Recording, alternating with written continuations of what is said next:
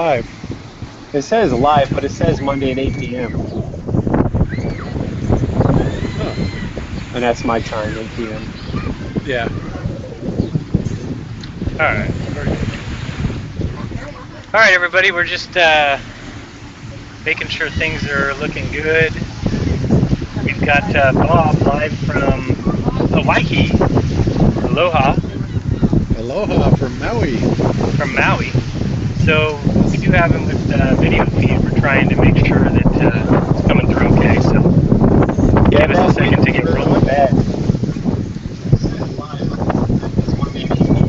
The wind is really bad. I can barely hear you. Is it? All right, I'll Okay, I'm turning it down. I'll mute it. All right, Bob's muted, I guess. Let me see here. Make sure everything's okay. All right, looks like we're live. So here goes nothing. So what's going on, everyone?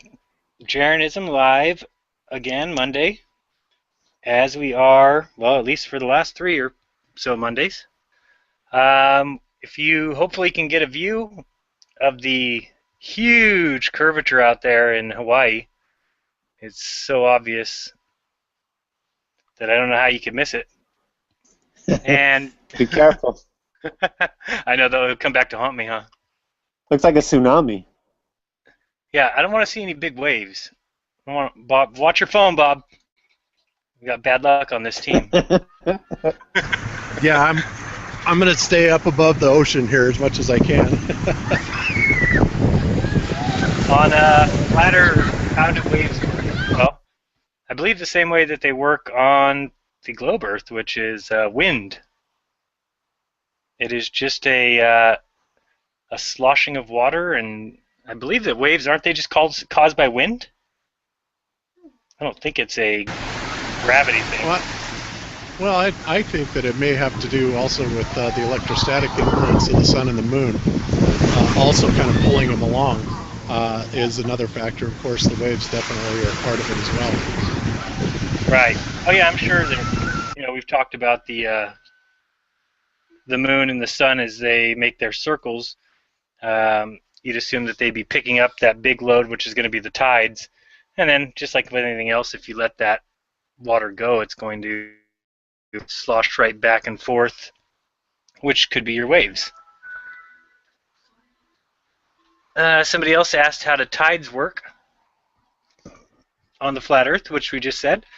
So you got the sun and the moon rotating above your head, and each one is through electromagnetic, picking up the water, carrying it along for, say, a quarter or half of the circle, and then releasing it, which causes it to go back, which is why we have 2 high tides, 2 low tides. Most places on Earth, I do think that there's a couple places that only have 1 tide, but those are usually in the Arctic Circle, I think. Whoa. No, we're fine.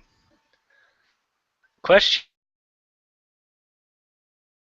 And Jeran, I wanted to point out that that website you found a while ago, where it shows like the motion and the direction of the waves and the heat map for the sun around the equator, and you can see. Oh, I love that site. Oh my gosh, that is so amazing. And you can see, what I think is you can see the effects of the path that the sun and the moon take, and it makes sense to me where they talk about as Coriolis and the Earth spin, but it makes sense to me that you have the path of the sun and the moon, and where it spins outwards or spins downwards is in that direct path. I mean, that site was pretty amazing. I just spent hours looking at that. Do you remember the address for that? I think it was Nun School or something. Do you remember offhand or no? I've got it. Let me see if I can find it. Yeah, that was a very useful site, and I was using it a lot for about a month, and then I haven't used it, and it's been over a month now. But I spent 2 or 3 nights there just playing with different wind temperatures and ocean temperatures and different heights, and yeah, I thought it was really self-explanatory. But to answer your question, no, I will not ever apologize to NASA. I think that they are a terrible representative of my tax money. I think that they have absolutely squandered and wasted money. I could go on for days. I don't think that they have done anything to benefit humanity. The amount of things that we could do by working from, let's say it's all real, from low Earth orbit and just with orbit around the moon, placing video cameras on the moon. For instance, we've never seen a lunar eclipse from the moon, which is insanity. Yet they'll show you pictures of Pluto and they'll show you pictures of Saturn, and they'll tell you that the Hubble spacecraft or the Hubble telescope is taking pictures of galaxies 600,000 light years away. But they don't do anything that would benefit Earth. And I think that they're the only ones that have every bit of our our knowledge about the Earth is in their hands, and I think they've done a terrible job. And I think if you look at the money they've spent, just look at the ISS and what it's done. I want to say it's 20 years, but it might be 15 years.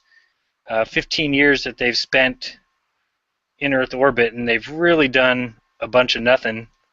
And even if you look up what have they invented, they just haven't invented anything. You might hear Teflon. I've heard some people say Velcro, which isn't true. And all those things, whatever they did invent, the microwave, would have been invented anyway. So, no, to answer your question, number one, the Earth cannot possibly be a ball, not the way that it is depicted to us. And so now I will never apologize. I think that they have done a terrible job. They don't listen to people. They don't respond to questions. They have posted photos of Apollo, and then when somebody questions one of them, they just take the picture down. They have just made a mess of everything that they've ever done. So, nope. That's an easy answer for me. TJ, you? I'll answer that in a second. Just posted it's earth.null, N-U-L-L, school.net for that map. So it's earth.null, N-U-L-L. S-C-H. Go ahead. School.net. Oh, .net. Okay. So if you guys want something to look at, very cool site, earth.nullschool.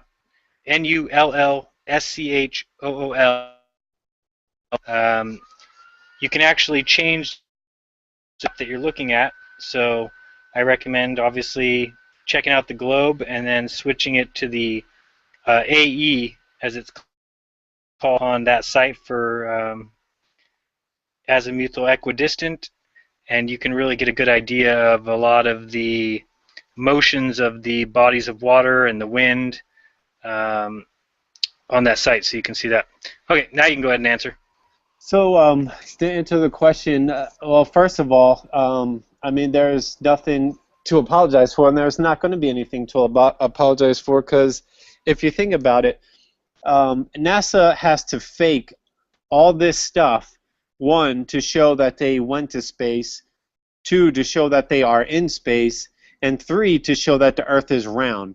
Why can't they just show real pictures of the Earth that is round with all this supposed technology? I mean, they can send a robot to Mars, but they can't show us a real picture of Earth that's not faked at all. So the other thing is, too, is that if the Earth is round, I have no problem. I'm fine with living on a round Earth. I'm fine living on a concave Earth. I'm fine with living on a flat Earth. Whatever the Earth is fine by me, but I don't see any evidence yet for a round Earth or for a concave Earth.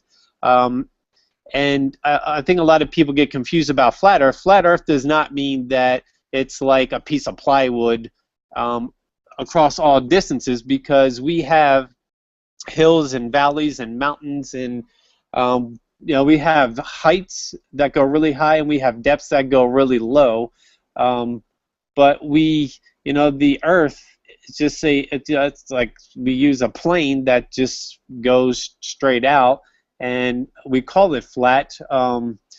Like the water goes flat, but I was watching this video by P-Brain who showed the horizon where it's an illusion that we see in our horizon that it rises up to give it that curvature or that wall, as he calls it, where we can't see things that go behind it. So that's my thing. I don't think we will ever have to apologize to them because I don't see any evidence for around Earth. So my question to you is, are you going to apologize to everyone else when you find out the truth that the Earth is really flat?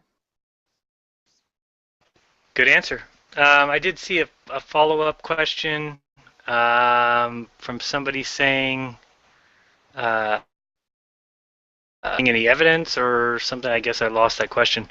But basically saying that there's no evidence is minded. Again, I'll just go back to the same thing, that something I rolled out of bed and decided that I was going to hate NASA and that I like the globe anymore, and just when I believed in the globe Earth fully. I actually liked space. I thought that it was all cool and was very interested in it until I really do some digging, and it glaring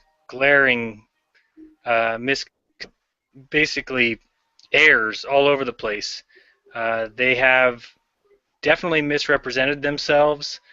I would never go out and call anybody a murderer.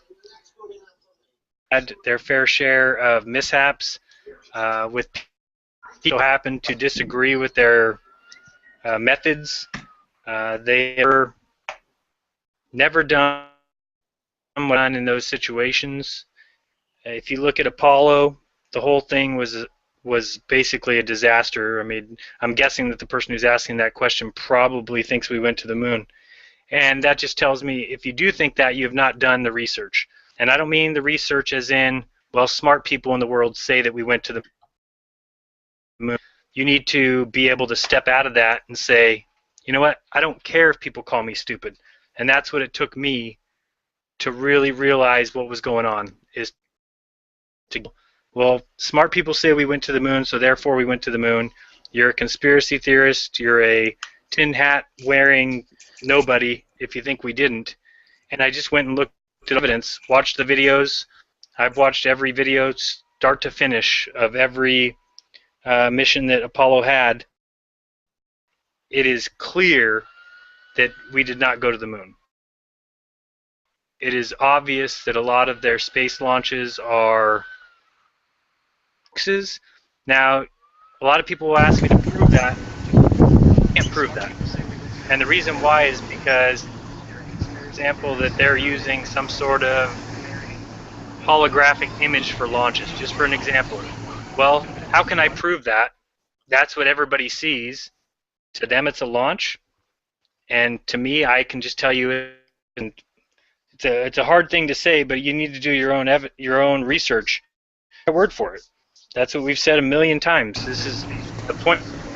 Listen to Jeran talk about how much he hates NASA, and the point is that you need to do your own research. Look into it, and you'll be surprised what you find. Jeran, I'm sorry, I just cut in here, but I was just going to say, Jeran, also that it's kind of difficult, I think, when you jump into the flat Earth topic and just on face value. For example, I'm sure that you guys didn't come to the flat Earth topic directly to it, and the way that I discovered it is I was simply trying to find out what was going on with NASA and why they were showing so many fake moon pictures or space pictures or everything. And I was one of those people that believed very much in Richard Hoagland, and sorry about that, people. I've gotten past that, but I really thought he was a dynamic speaker, and so he was saying, well, what the deal is I think NASA just doesn't want anybody to really believe that they went to the moon, and so they're faking all this stuff so that they can, proceed on with their super secret moon mission. And so I actually kind of took that on face value, and so I was thinking, after looking through all these pictures and stuff, it's like, well, if they have a secret space mission, then why aren't they using at least some of the images from real space to supplement all the fake things that they're putting out? So I mean, I was still trying to give them the benefit of the doubt up into as late as probably 5 or 6 months ago. But when I couldn't find those answers, somehow the flat Earth subject just kind of came across my computer screen. I looked in it, and that was kind of all she wrote from that point. But if you go straight into it with the idea that you're just going to be researching flat Earth, it makes it a little bit difficult. One of the things that Vicky, who is a viewer that's here with us on Maui, she came to watch the show today. She said, how do you approach this with somebody who completely still believes in the media? And that's a really difficult question to answer, because when everybody has their belief system 100% invested in what the media says and that NASA is the ultimate authority, they don't even want to listen to anybody else because you don't have the credentials or anything like that. It makes it a little bit difficult to actually step into. So I think probably the best thing that we can do is when we introduce somebody else to the flat Earth topic, is to come up with the best. What I do is I come up with the best videos that I found on the subject, and hopefully not too long, because you can automatically assume that anybody you're introducing to this is going to have a very short attention span, because they don't really believe it anyway. So you've got to have something that's a good hook. And one of the things that I used, even though we kind of talked about that last week, was the spinning the Earth around and going halfway around the sun and winding up with the sun behind you at midnight. And that really puzzles them, because we've all been taught the same thing. So that kind of is my hook, and then at that point I'll get them in and show them a few videos that kind of appeal to common sense, like perspective, some of the perspective things with the sun coming down through the clouds, and other things like that. But just more common sense things, and then you can kind of ease them into some other stuff. But yeah, NASA they don't make it easy, because they are the authority. And they have really got, and it seems like the more we resist this and the more information we put up to debunk the ball Earth, it seems like NASA follows commensurately with putting up more and more BS videos, kind of like the ones that you were showing on your video today that you just uploaded about the fake pass by of the moon. And I looked at that and I just laughed. That is so ridiculously, absurdly fake, that it just boggles my mind that anybody could possibly believe in it. But yet, they're still very much indoctrinated. So, what do you do? Anyway, go ahead and take it back there, Jeran. All right, thanks, Bob. No, I mean, definitely, if you ask me where we started, it was definitely it's starting from the beginning, and the very first thing I remember looking at was the moon landings, and that is when some other things and started to have problems with everything that NASA's done. And from there, one to another, and when somebody mentioned flat Earth and kind of looking into it, started to see that what are the proofs against it, And something that I cover in my video today, I'll just kind of go over it real quick, just because I think it's important. It's, again, my opinion. Everything here is our opinions. Nothing is fact. But to me, it seems like the person who gets to decide what space is was the first person who came up with a mathematical and a provable idea or a provable vision. And unfortunately, they got there first. It was the church who was in control of people on Earth and what Earth was about and what life here was about. And science was smart enough to say there's only one other thing that people can see with their eyes every single day that we can take control of, and they took control of space. And they knew that if they could convince people and come up with a mathematical proof for it, that it could be whatever they wanted. And so that's what I think space is it is a concoction of many intelligent men, many great scientists, many great mathematicians who constantly have had time to change their model to meet what was needed when more proofs came. And like I said, it was basically whoever got there first. They built space.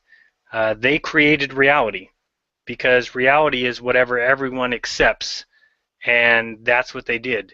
And then they got it taught in schools. And once it was taught in schools, they were kind of home free, because there's no one else that has a model. No one else has tried to challenge them. No one else has tried to bring another aspect or another view. And that's what I hope that we do. They were also smart, very smart, in deciding to make fun of anyone who said that the Earth was flat. So they knew the other alternative idea that would work mathematically. And if you don't know, they both work mathematically. There's absolutely no way to prove that we go around the sun. And they knew what their future challenge would be, and so they created a world where if you think the Earth is flat, you're an idiot. And if you think that space is real and that we are on a spinning ball, spinning 1,000 miles per hour and flying through space and around the sun, then you're intelligent. And they did a very good job at that. They made sure that there's a globe in every kindergarten classroom.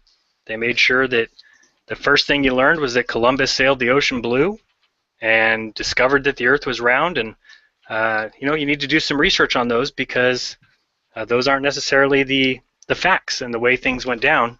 And when you see that, that leads me to the same thing I always say, is if you're telling the truth, you don't need to tell lies. And so when you see lies from NASA and when you see lies from science, it really opened my eyes to what their end deception was.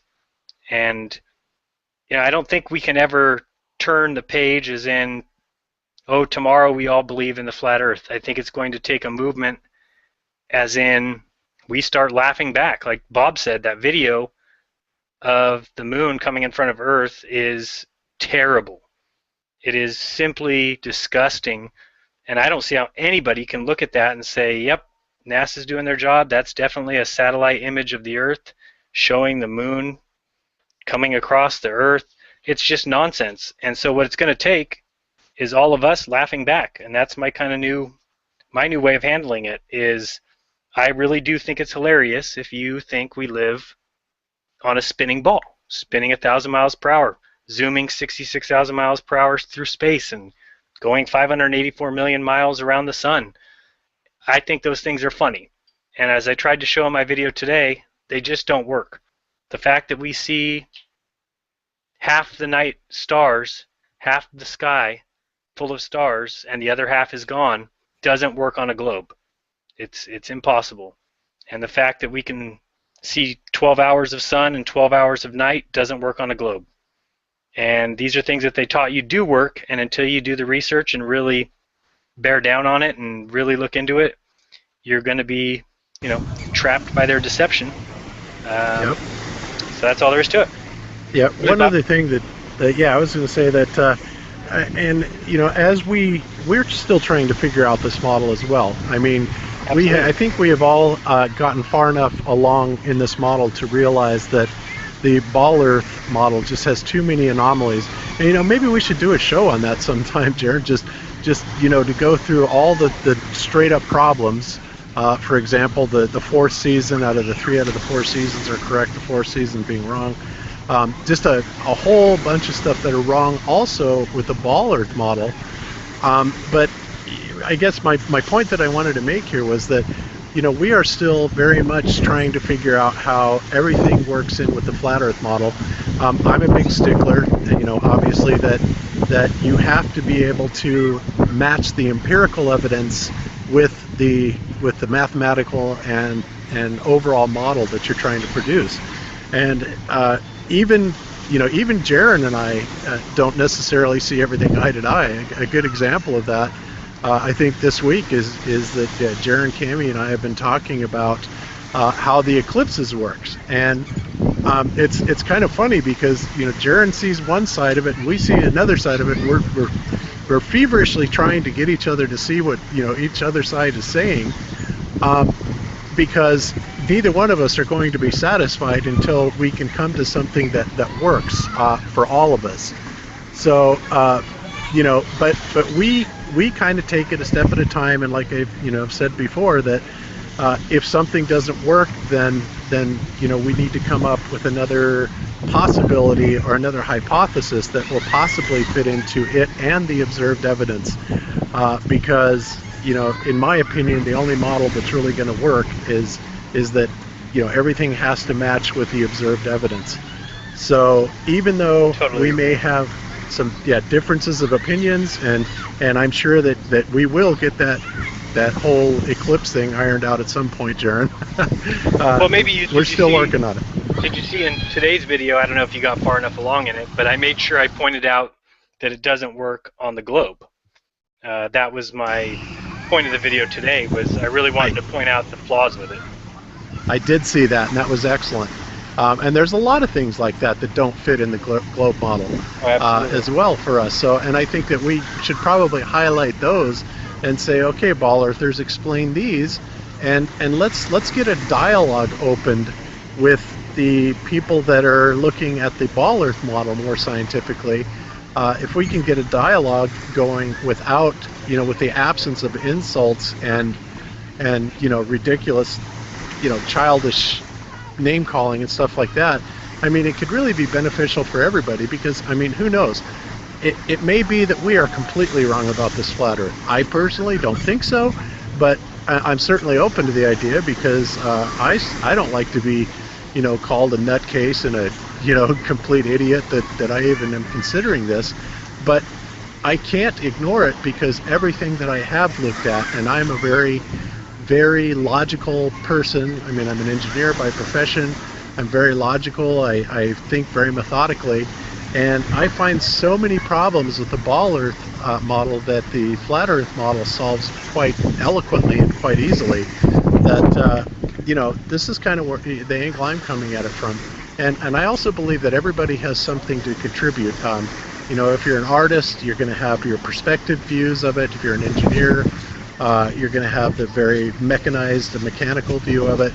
And everybody's view brings something to the table. And I think that if we can just drop the adversarial process and actually go at this by asking questions and honestly trying to answer them, and get some more minds in on this that are actually thinking logically, I think this is going to come down a whole lot faster.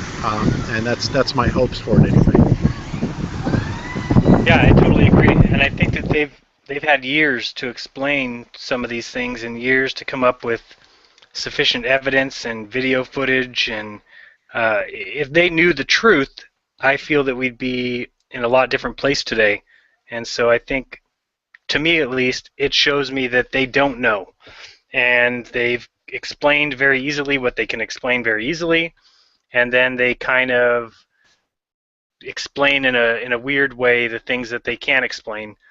And so that leads me to believe that they don't know it all. And if they don't know it all, then I want to start looking into what is it that they can explain. And when I look into those things, I happen to see more of a deception, in my view, than actual things that they can't explain. It's more of a matter of they're trying to fool us into thinking that their model explains it.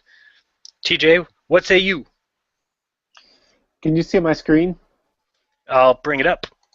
Yeah, because I just wanted to show an article that was recently published. I decided to search it since people keep saying, well, if the moon landing was fake, then Russia would expose the U.S. for it. So I decided to go out to Google and do a search to see, well, is Russia asking for any kind of investigation? And if you can see my screen, this one was posted on Washington Post, as well as a lot of other places, that a Russian official wants to investigate whether the U.S. moon landing actually happened. Well, isn't that interesting? So what will the ball authors all say now? And I've actually got more information on that whole situation. One of them being, I'm sure you've heard of the Tungsten event, right? The so-called meteor or whatever supposedly hit Russia, and I think it was 1908, I want to say. I could be wrong on that. You'll have to double check me. But I was actually checking on that on Google Earth just recently, and they don't have anything. The entire area is completely blocked out. When you try to zoom in with Google Earth, it doesn't work. Well, my wife has another program that she uses, and she went there and saw that there's actual buildings and structures and people living there. Actually almost looks like a military base. So this is just another thing that basically Google knows what's going on there, which means the United States knows what's going on there, yet they block it from us while Russia runs a military base from there. Hey, So- Jeran, was that the thing where that was the Tugunga? Was that where the meteor came down and supposedly Yeah. hit? Yeah. Okay, because I saw another thing on that was really interesting. That it didn't really have any indications that it was a meteor or anything, but it almost looked like some sort of large ice ball fell on it, and that the water washed things back. And I don't remember where I saw that. I'm gonna have to find it, but that was super interesting. Well, there's because some it kind of interesting blew. stuff about the Tesla's death rate. If you Oh look into yeah, it, yeah, yeah. I think that was related to it, in fact, yeah, that he accidentally had shot that off the dome or whatever. and that's Which what caused- caused it. Yeah. Well, Yeah, we're the thing talking is- about the same thing then. So you saw that, right? Yeah, Okay. and then I saw that by looking at the app that Missa has, there's people there. There's people living there. There's structures. There's buildings. There's looks like barracks or homes. But if you go on Google Earth, the entire thing is washed out. You can't see anything. So that just upsets me because it means it's all a lie as far as, I mean, why would Google be blocking us from seeing what's going on there? Obviously, Russia and the United States are in some sort of cahoots. Add to that, another thing I didn't add to today's video, but I was going to add to one coming up here, is have you ever heard of GLONASS? Nope. So GLONASS, no, GLONASS, never have. that's the Russian version of GPS. And they've been trying to get it going, or they've had it running since the late 70s. But they just fired the head of Roscosmos, which was in 2014 that they had him resign. The reason why is because he was implicated in some theft of $200 million from basically the government setting aside this money to upkeep GLONASS, and he had basically made shadow companies, made fake companies, and then was pocketing all that money.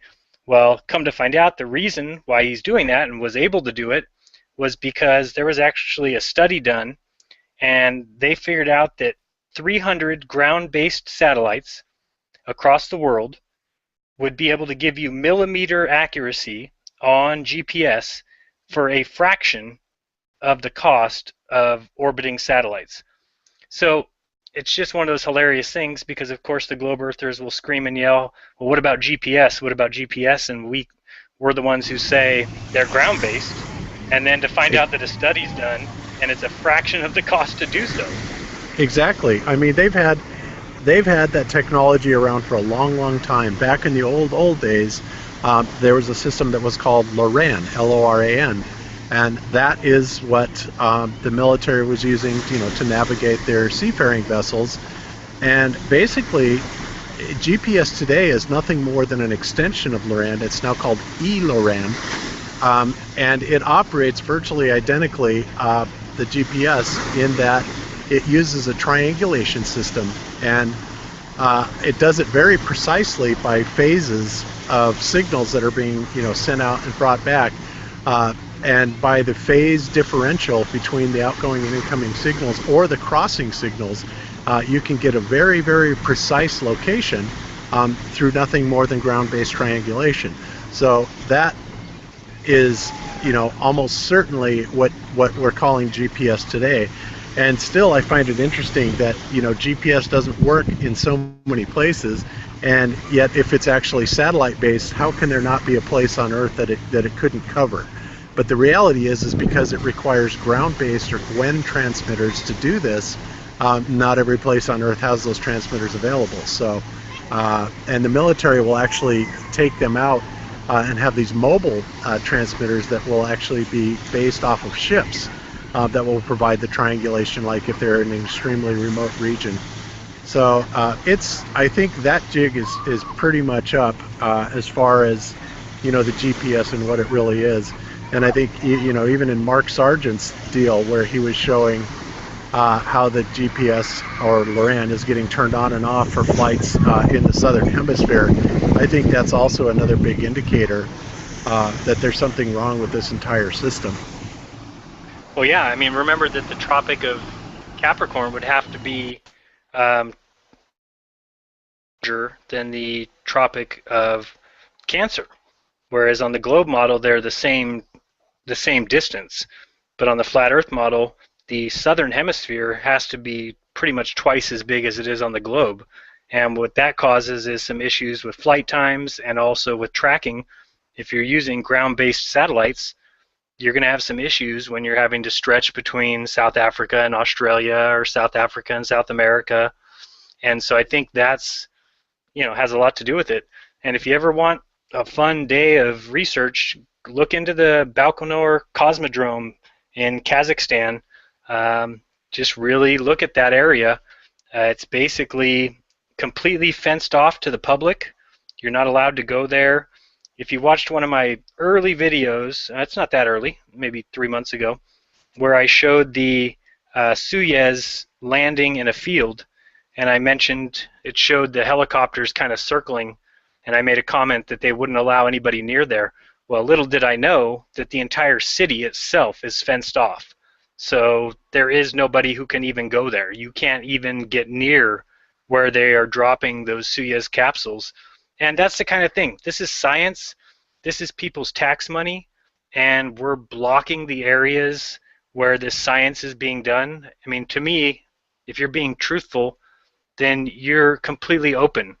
You have no issues with people coming and double checking your work, with people looking at what you're doing from another angle, double checking it.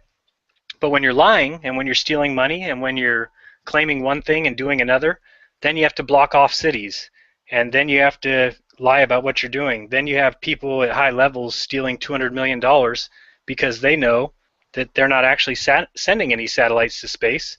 So they can create shadow companies and say that they're doing that and pocket the money because all they're doing is setting up ground-based satellites. So.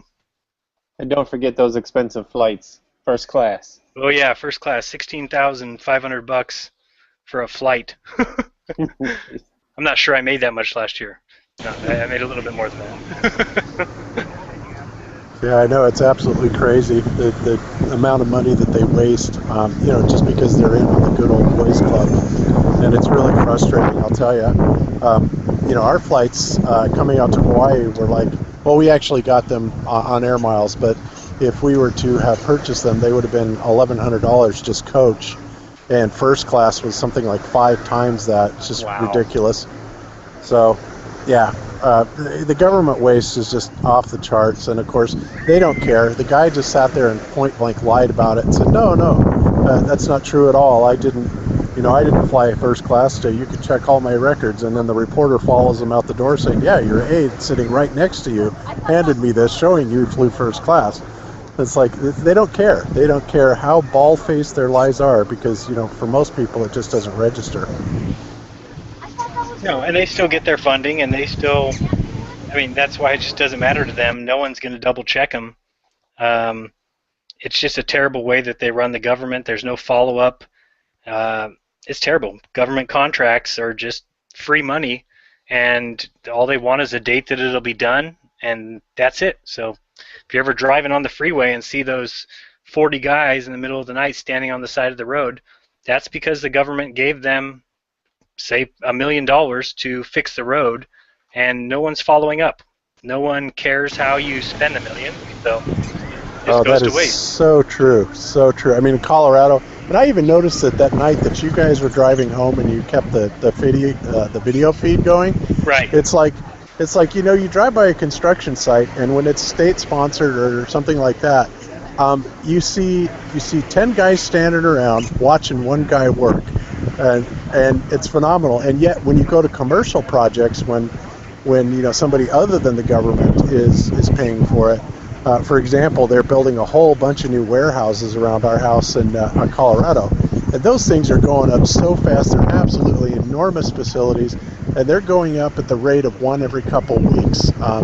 Just bam, bam, bam, just like that. But when it comes to government jobs, they really, really just waste a lot of money and waste a lot of time, I think.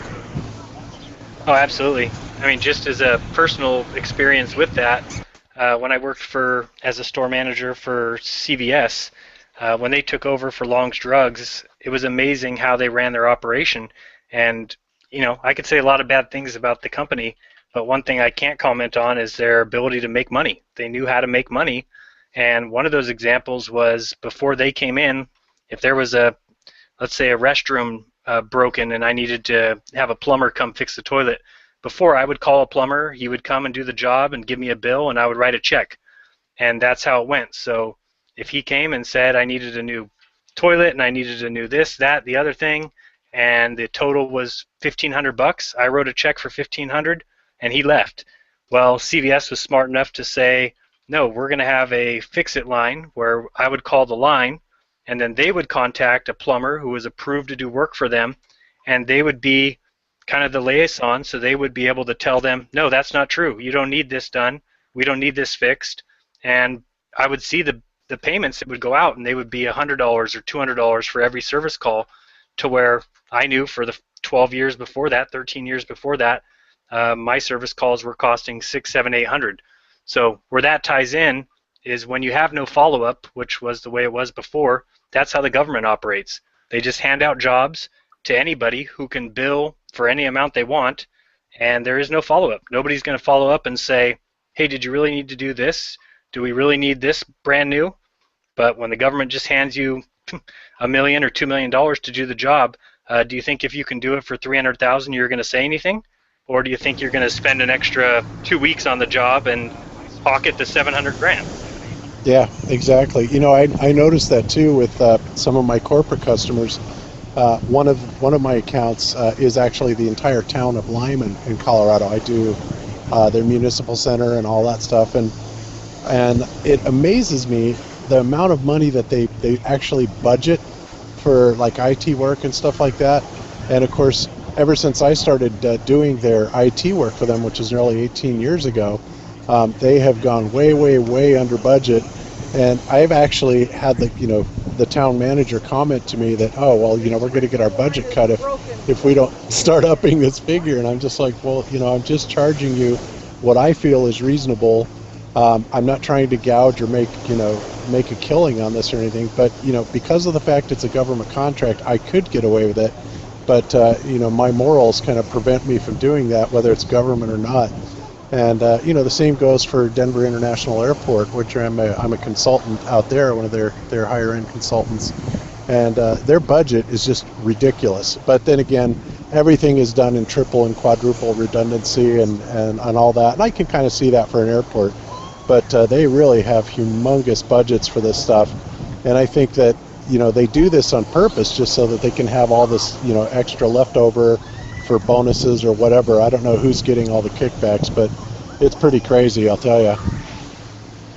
Bob, I got to ask you, have you ever seen the so-called underground facilities and all the NWO stuff at Denver International? Yeah. This is a really difficult question for me to answer because of my security clearance. So let's just say I'll talk to you about that offline, okay? All right, sounds good. I actually Okay. didn't expect that answer. Yeah. Interesting. Yes. All right, so TJ, you have anything before we get to questions?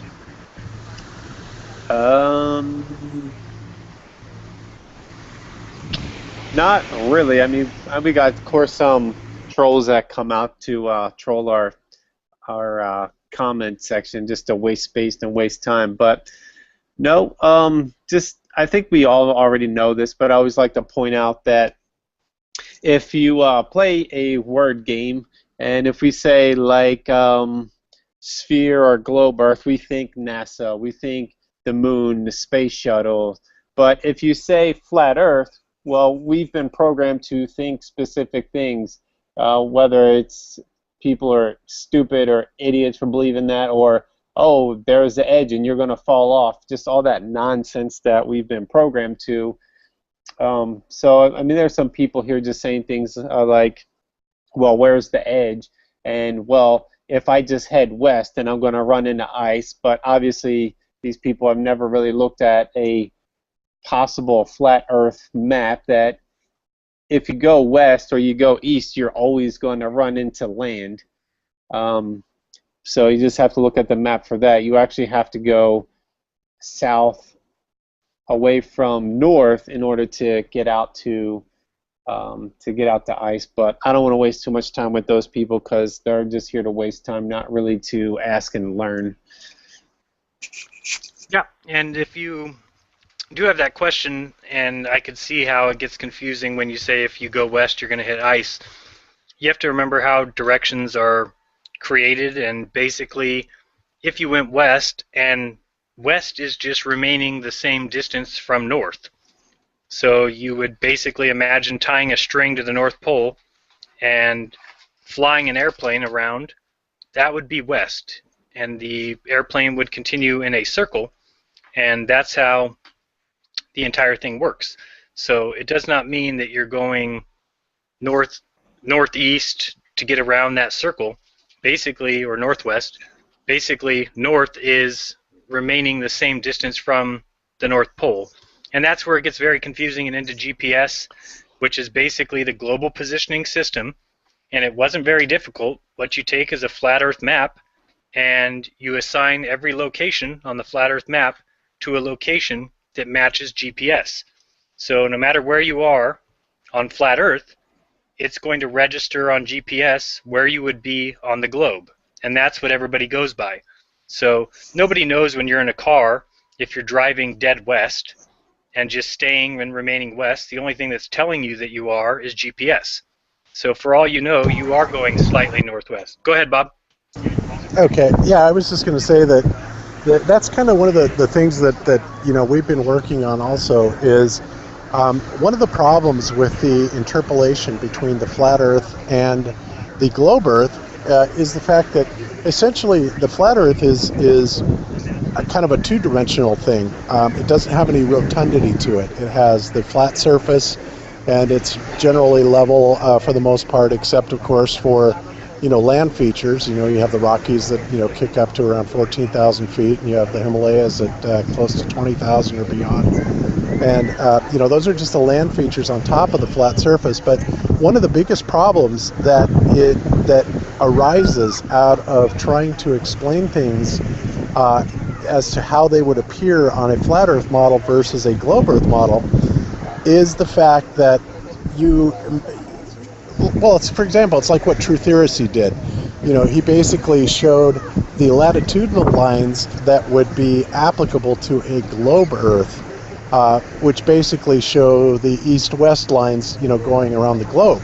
But when you put those onto a flat Earth, they will actually appear to bend upwards and away on each side, which is completely a fallacy because it's not like they're actually going up to the northwest like Trutherisy would have us believe in his model, in his challenge, which he wimped out, by the way, in case anybody's wondering about that. Laurie Frary answered that, and he just completely backed out of it. But anyway, so getting back to the point, one of the things that I'm trying to produce a model of is to make people understand that there is only one actual measurable direction when you're talking about either ball Earth or flat Earth, and that is north, and it's magnetic north. The magnetic north would be, in the flat Earth model, it would be the center of the disk, and then on the ball Earth model, it would be the actual top north side, the extreme top part of the disk. where the magnetic is. Now there is a slight variance between true north and magnetic north, and that's when you get into magnetic declination, but that's just something that muddies the waters and very much confuses the issue when you're trying to apply a globe Earth coordinate to a flat Earth model, because honestly, because of the fact that the flat Earth has no rotundity, a strict XY grid, coordinate grid, would work much better than having lines of longitude and lines of latitude, where you can kind of come up with this three-dimensional coordinate, which is simply not applicable on the flat Earth model. So that's one of the most difficult things that people have a hard time grasping. And in fact, when I was working on this problem, from a challenge from one of the guys that I was debating with last week, it was so hard for me to stop going back and trying to apply the globe Earth model factors to the flat Earth. I mean, but we are so indoctrinated and so brainwashed to do that it makes it almost impossible not to do that. So I'm trying to come out with something that shows it a little more coherently and gives it more of a direct linear translation without having to take into consideration all the interpolating variables. Like for example, when you're looking on a globe Earth and you point a compass and you find out where north is, but say you're in South America, okay, so where your east would be 90 degrees basically to your right, and that would be east. But the problem with that is that it is not east as compared to where the true magnetic North Pole is. There would be a vector that you would have to take into consideration as to where true east would actually be, because there's only one direction that is a true direction, and that is north. When you go east and west from north, it depends entirely. East and west depend entirely on what latitude you are sitting at, because if I'm in Colorado and I point east and it winds up somewhere on the east coast of the United States is entirely different than if I'm in South America and I point east. North is still the same in both places, but if I'm pointing east, then the east in South America is going to wind up in somewhere on the east coast of South America. So that's one of the most important things that you have to understand, and it's also the most difficult concept to grasp, is that directions, as when you're trying to interpolate them from a flat Earth model to a ball Earth model, must be considered by vectoring off of true north. And I know that sounds a little complicated, believe me, it is, but I'm trying to figure out a way to actually demonstrate this and show this graphically. And we're doing the best we can on that right now, and hopefully we'll have something very soon on that. And Bob, I'm not sure if you got far enough in my video today, but one of the things I showed is if you look at a globe Earth and say you place somebody right at the 7 o'clock position, that actually north to that person could be two different directions. That by looking at the globe and imagining them looking off the side, like heading up 8, 9, 10, 11, 12 o'clock, that would actually be them looking north. But so would them standing at 7 and looking at 12. So I was just trying to show that the globe presents many problems with directions, like you said. So I just wanted to point that out. Yeah, actually I did see that, and that's one of the things, like I said, and I'm not so sure exactly if I agree with the north necessarily being different, because in my model, magnetic north, north is north is north is north, no matter what. It's east and west that become a problem. And of course, as I was trying to explain this to my wife Cammie, when I said, okay, now imagine yourself standing at the top side of the globe, the actual North Pole, if you could actually get there. And then I said, okay, so what direction is Washington, D.C.?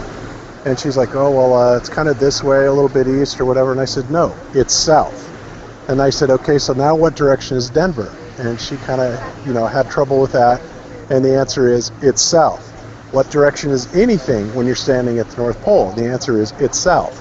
So that's kind of what I'm saying. The only place that south is south and east is east and west is west is if you're actually standing at the top, right on top of the magnetic pole. anything else from any other place has to be considered in a vector coordinate from north, from magnetic north, because even our south pole, you know, I actually said something a couple weeks ago that the South Pole is actually all around us, and that's not exactly true. The South Pole would be on the bottom side of the Earth disk, as it would be on any speaker magnet. But what happens is, and I guess this is part of the reason that people get confused as they get out towards what they consider the South, because they're actually, if you look at the magnetic lines that come off of a magnet, they look like a vortex pattern, like a toroidal pattern. And so when you're out towards the edge or out at the edge of the flat Earth, that toroidal pattern is really going to confuse compasses because of the changing magnetic fields and variances that are going on out there. And of course, you know, people tell us that that is actually true when you get down towards the, you know, the southern latitudes. So it's just a whole different concept when you are trying to, when you've been indoctrinated to a three-dimensional ball Earth, and you're trying to interpolate those to a two-dimensional XY coordinate flat Earth. It really kind of screws with your head. No, I totally agree. I think that the only way it works is on the Earth being flat. That it just doesn't work if the Earth's a globe. So I think that we're saying a lot of the same things. Somebody did ask a question. I'll have to ask TJ. Did you see the NASA, or I guess it was Russian, spacewalk today? No, I didn't. Yeah, me neither. So, Bob, I'm sure you didn't. You're busy looking at all the fine women. Did you see the spacewalk today? No, I didn't. And you are 100% right about that. Oh my goodness, they have got some nice bikinis running around here, and it's so if I start stammering, you'll understand why. Somebody just walked by in a string, and I just like dot. Oh, okay. So now I'm jealous. That's nice of you. Yeah, I haven't seen it yet, so I will definitely watch it right after. One of my favorite things to do is to watch NASA footage, so I have not seen it yet, but we will check into that shortly. Babe, do we have any questions in the room? Sure. Go ahead, shoot. The first one is, it was asked by, I don't remember who, but I figured we'd do a naysayer question first. Okay. And the question is, how do you know NASA hasn't done anything for the Earth, like benefit? Sure. Or whatever. Okay. So. Well, if you know people, then you know that they love to gloat about their accomplishments, and I'm still waiting to hear NASA gloat about something that they've done. They love to make news stories every single day, but every single news story is about discovering some planet that may be Earth-like, but it's 600,000 light years away. And again, I always bring it up to people that you need to do your math and figure out these distances, that even the closest star is 4 light years away, and a light year is 6 trillion miles. So the closest star besides the sun is, according to NASA, according to science, is 25 trillion miles. So you can do the math on that and figure out that you're never getting there ever in 100 lifetimes. TJ, you want to talk on that real quick while I do some math? Sorry, I was looking for that Russian spacewalk. I got lost on what the question was. Well, basically they said, how do you know that NASA's never done anything for humanity, was the question. Well, or to benefit humanity. I mean, I just think just someone asking that question says a lot, because otherwise they would say, well, what about NASA did this and NASA did that and NASA did this? Right. So really, what did they do? I mean, if they did something great, what did they do? Well, they went to space first. Well, if they did do that, I mean, Russia before I found out about the flat Earth, which has only been in the last couple months, I thought the Earth was round, and I had no problem with that. I never looked into it either. I just never even crossed my mind just to try to see is the Earth really round and prove it. But I already came to a conclusion a long time ago that NASA has been faking everything, and forgot where I was going with that. But yes. Definitely good. So what have they done? I mean, if they've done things, then please share with us what it is. So what I was saying is that before Russia, I mean, this was something I learned. Russia tried to go to space, go to the moon, go to wherever, and they could not leave the Earth. And there were supposedly, I mean, to prove that it's fake, but suppose they tried sending, I think, dogs or monkeys or whatever, and they couldn't make it. And when they sent men, tried to go to outer space, they got too close to the radiation belt. Just, from what I've learned a long time ago, that they started seeing flashes in their eyes and all that, and they couldn't hang out there too late because of all the radiation. But hey, somehow a miracle happened, and shortly after that, NASA was able to take people all the way to the moon because they had this Christmas wrapping wrapped around their little spacecraft. They were able to get to the moon with no problems with the radiation, which is kind of weird because whenever I go to the dentist, I got this heavy lead vest that goes on my chest to protect me from radiation in the X-ray machine, which is nothing compared to what they should experience out in space. But hey, what do I know?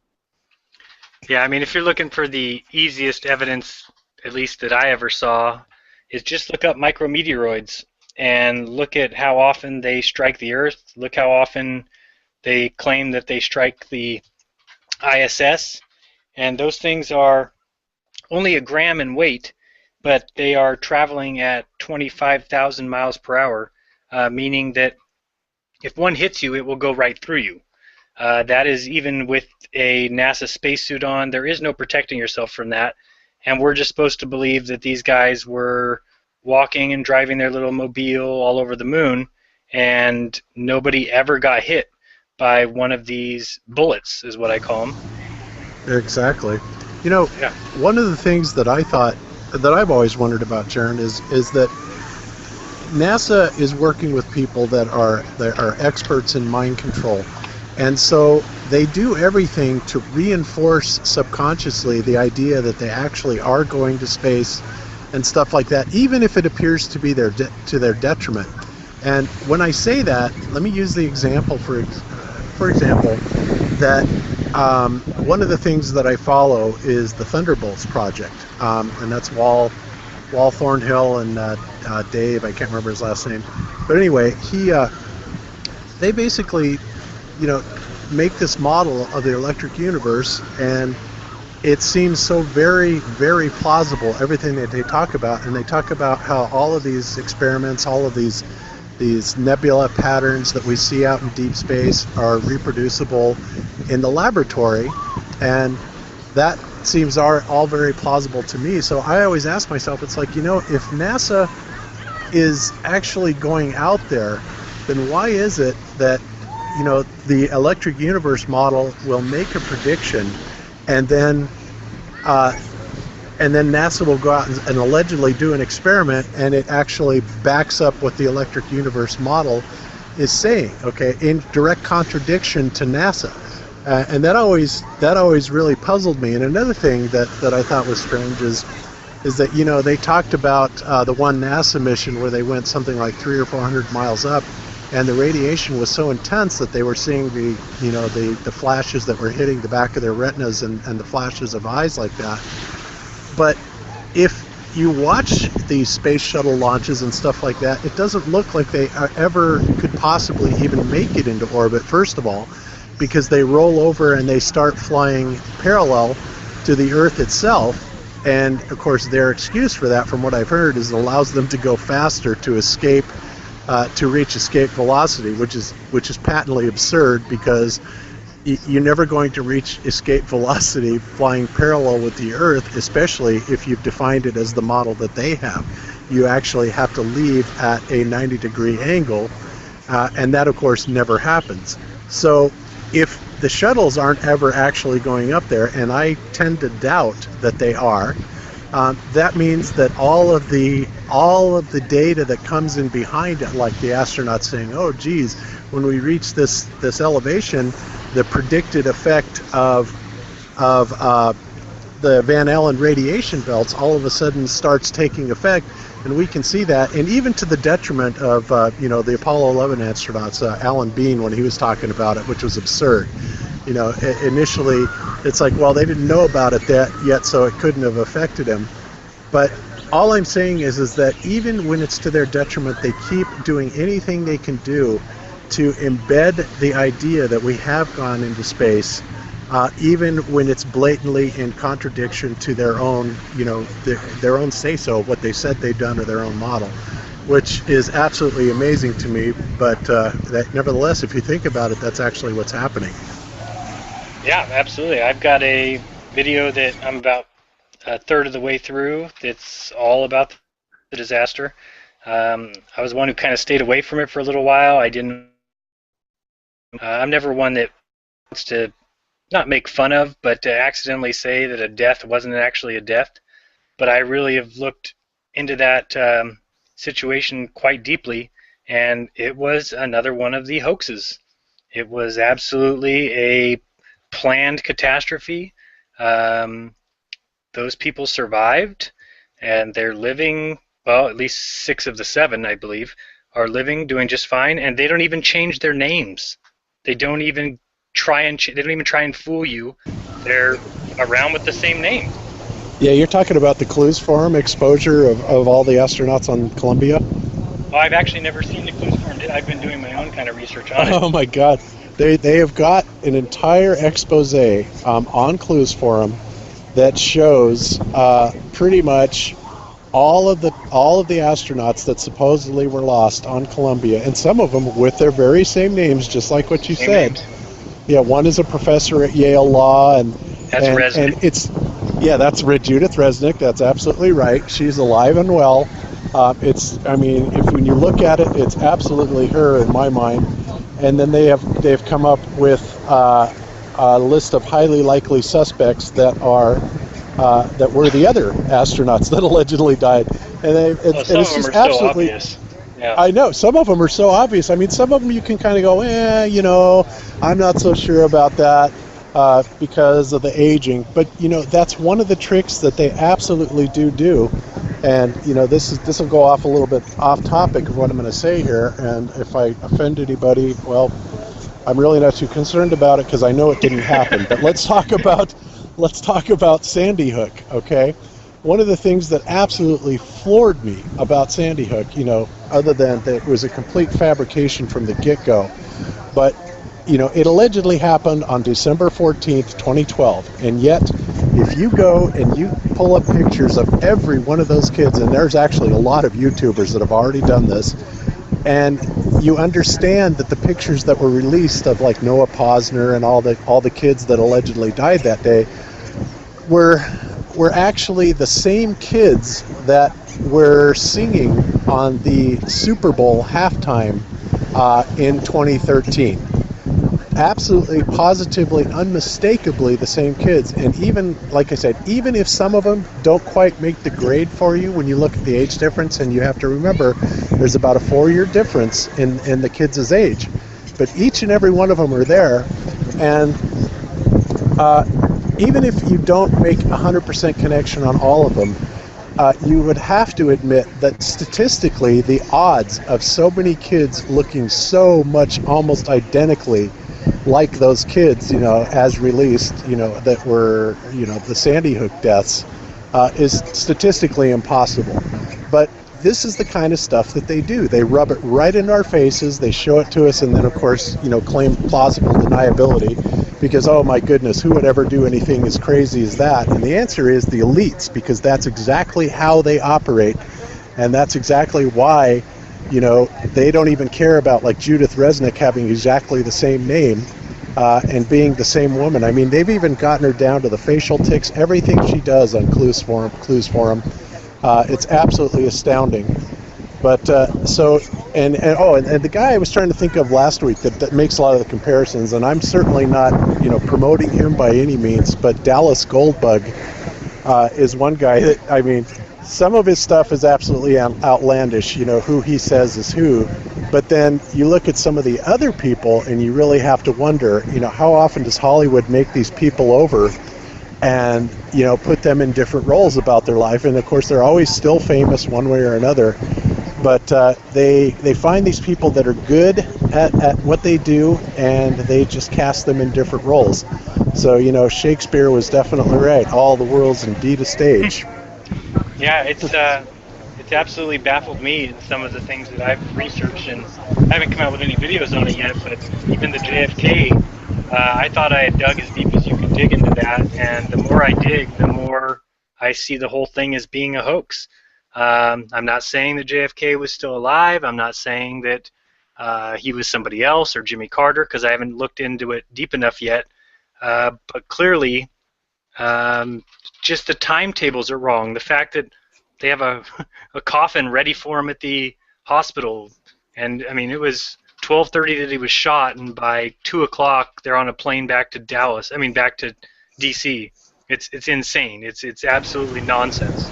Yeah, it really is. And of course, one of the things that, that Dallas Goldbug presented that absolutely just blew my mind was, it's one thing to say and make the statement and the assertion and provide the evidence that JFK is actually Jimmy Carter, right? And of course, most people go, okay, yeah, whatever, dude, that's crazy. But he comes out and he shows not only the biometric markers like the ear positions and the ear shape and stuff like that, but he also shows the signature and the writing between the two, and then he shows many things that are very much in common in the two, but then he doesn't stop there, at least specifically on the JFK Jimmy Carter. Then he goes into looking at Jacqueline Kennedy Onassis and the incredible resemblances to Rosalind Carter, where they have very similar biometric features in the ears. Their handwriting is the same. And then one thing that he did that absolutely put me over the top was then he brought in, the person that JFK was supposedly having an affair with, and that would have been Marilyn Monroe. And he shows her signature, biometric features, and of course, then you're just going, oh my God, this is beyond belief. But so even if Dallas is right about one of those, it proves that they do this as a matter of routine. They cast people in different roles, and I think some of them are absolutely legitimate. Sometimes I think he really reaches, and he's way off base. And in fact, he used to be a Clues Forum investigator, and Simon threw him off because his assertions were a little bit too outlandish. But I'm still a little bit intrigued by some of the things he has to say. And the Carter Kennedy connection with Marilyn Monroe just absolutely blows my mind. If anybody has not seen that, go look on the Dallas Goldbug's channel and check that out, because it's just mind-boggling. It really is. And I'm telling you guys, if you think we're crazy, I mean, for me specifically, I had always had this idea of Jackie Kennedy, and just recently have I been watching some videos that were of her interviews, and she is an actress. She's absolutely an actress in every role that she plays. It's scripted. It's fake as could be. It's definitely a Stepford wife kind of situation. It's amazing. You will be shocked. Just look up Jackie Kennedy interviews and watch her in interviews. You may have a mental vision of who she was because you've seen her at maybe the casket before, or you've seen her with the kids at the funeral before, or you've seen her even in the car, the way that she reacted there. Ask any woman in the world if they would have acted the same way if their husband just got shot in the head in the vehicle. You don't pat him on the shoulder and try and get out. It's amazing what's going on there. So, and exactly what Bob said about Sandy Hook, FBI releases death certificates, or not death, but death totals and numbers for each city and state at the end of every year.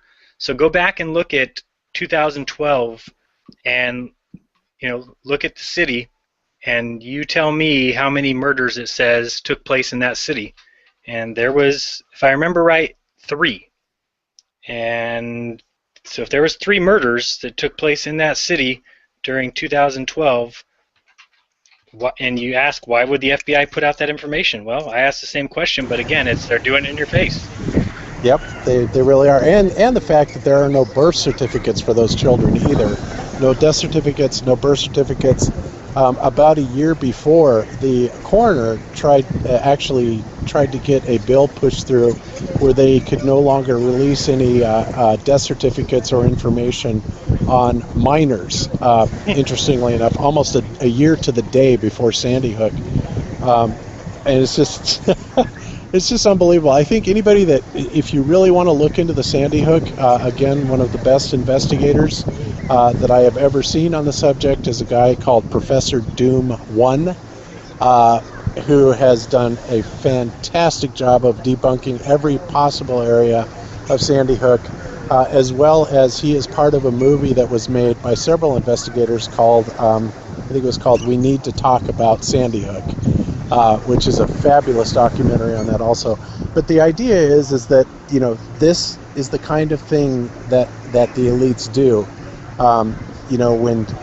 When they got busted so bad on the crisis actors, not only on Sandy Hook and everything else, I think that they decided to take the approach of, well, we'll just release pictures of kids that were taken 4 or 5 years previous to where they are now, say that they were the victims, and then just reintegrate, them back into society as the later generation of kids, or the preceding generation of kids.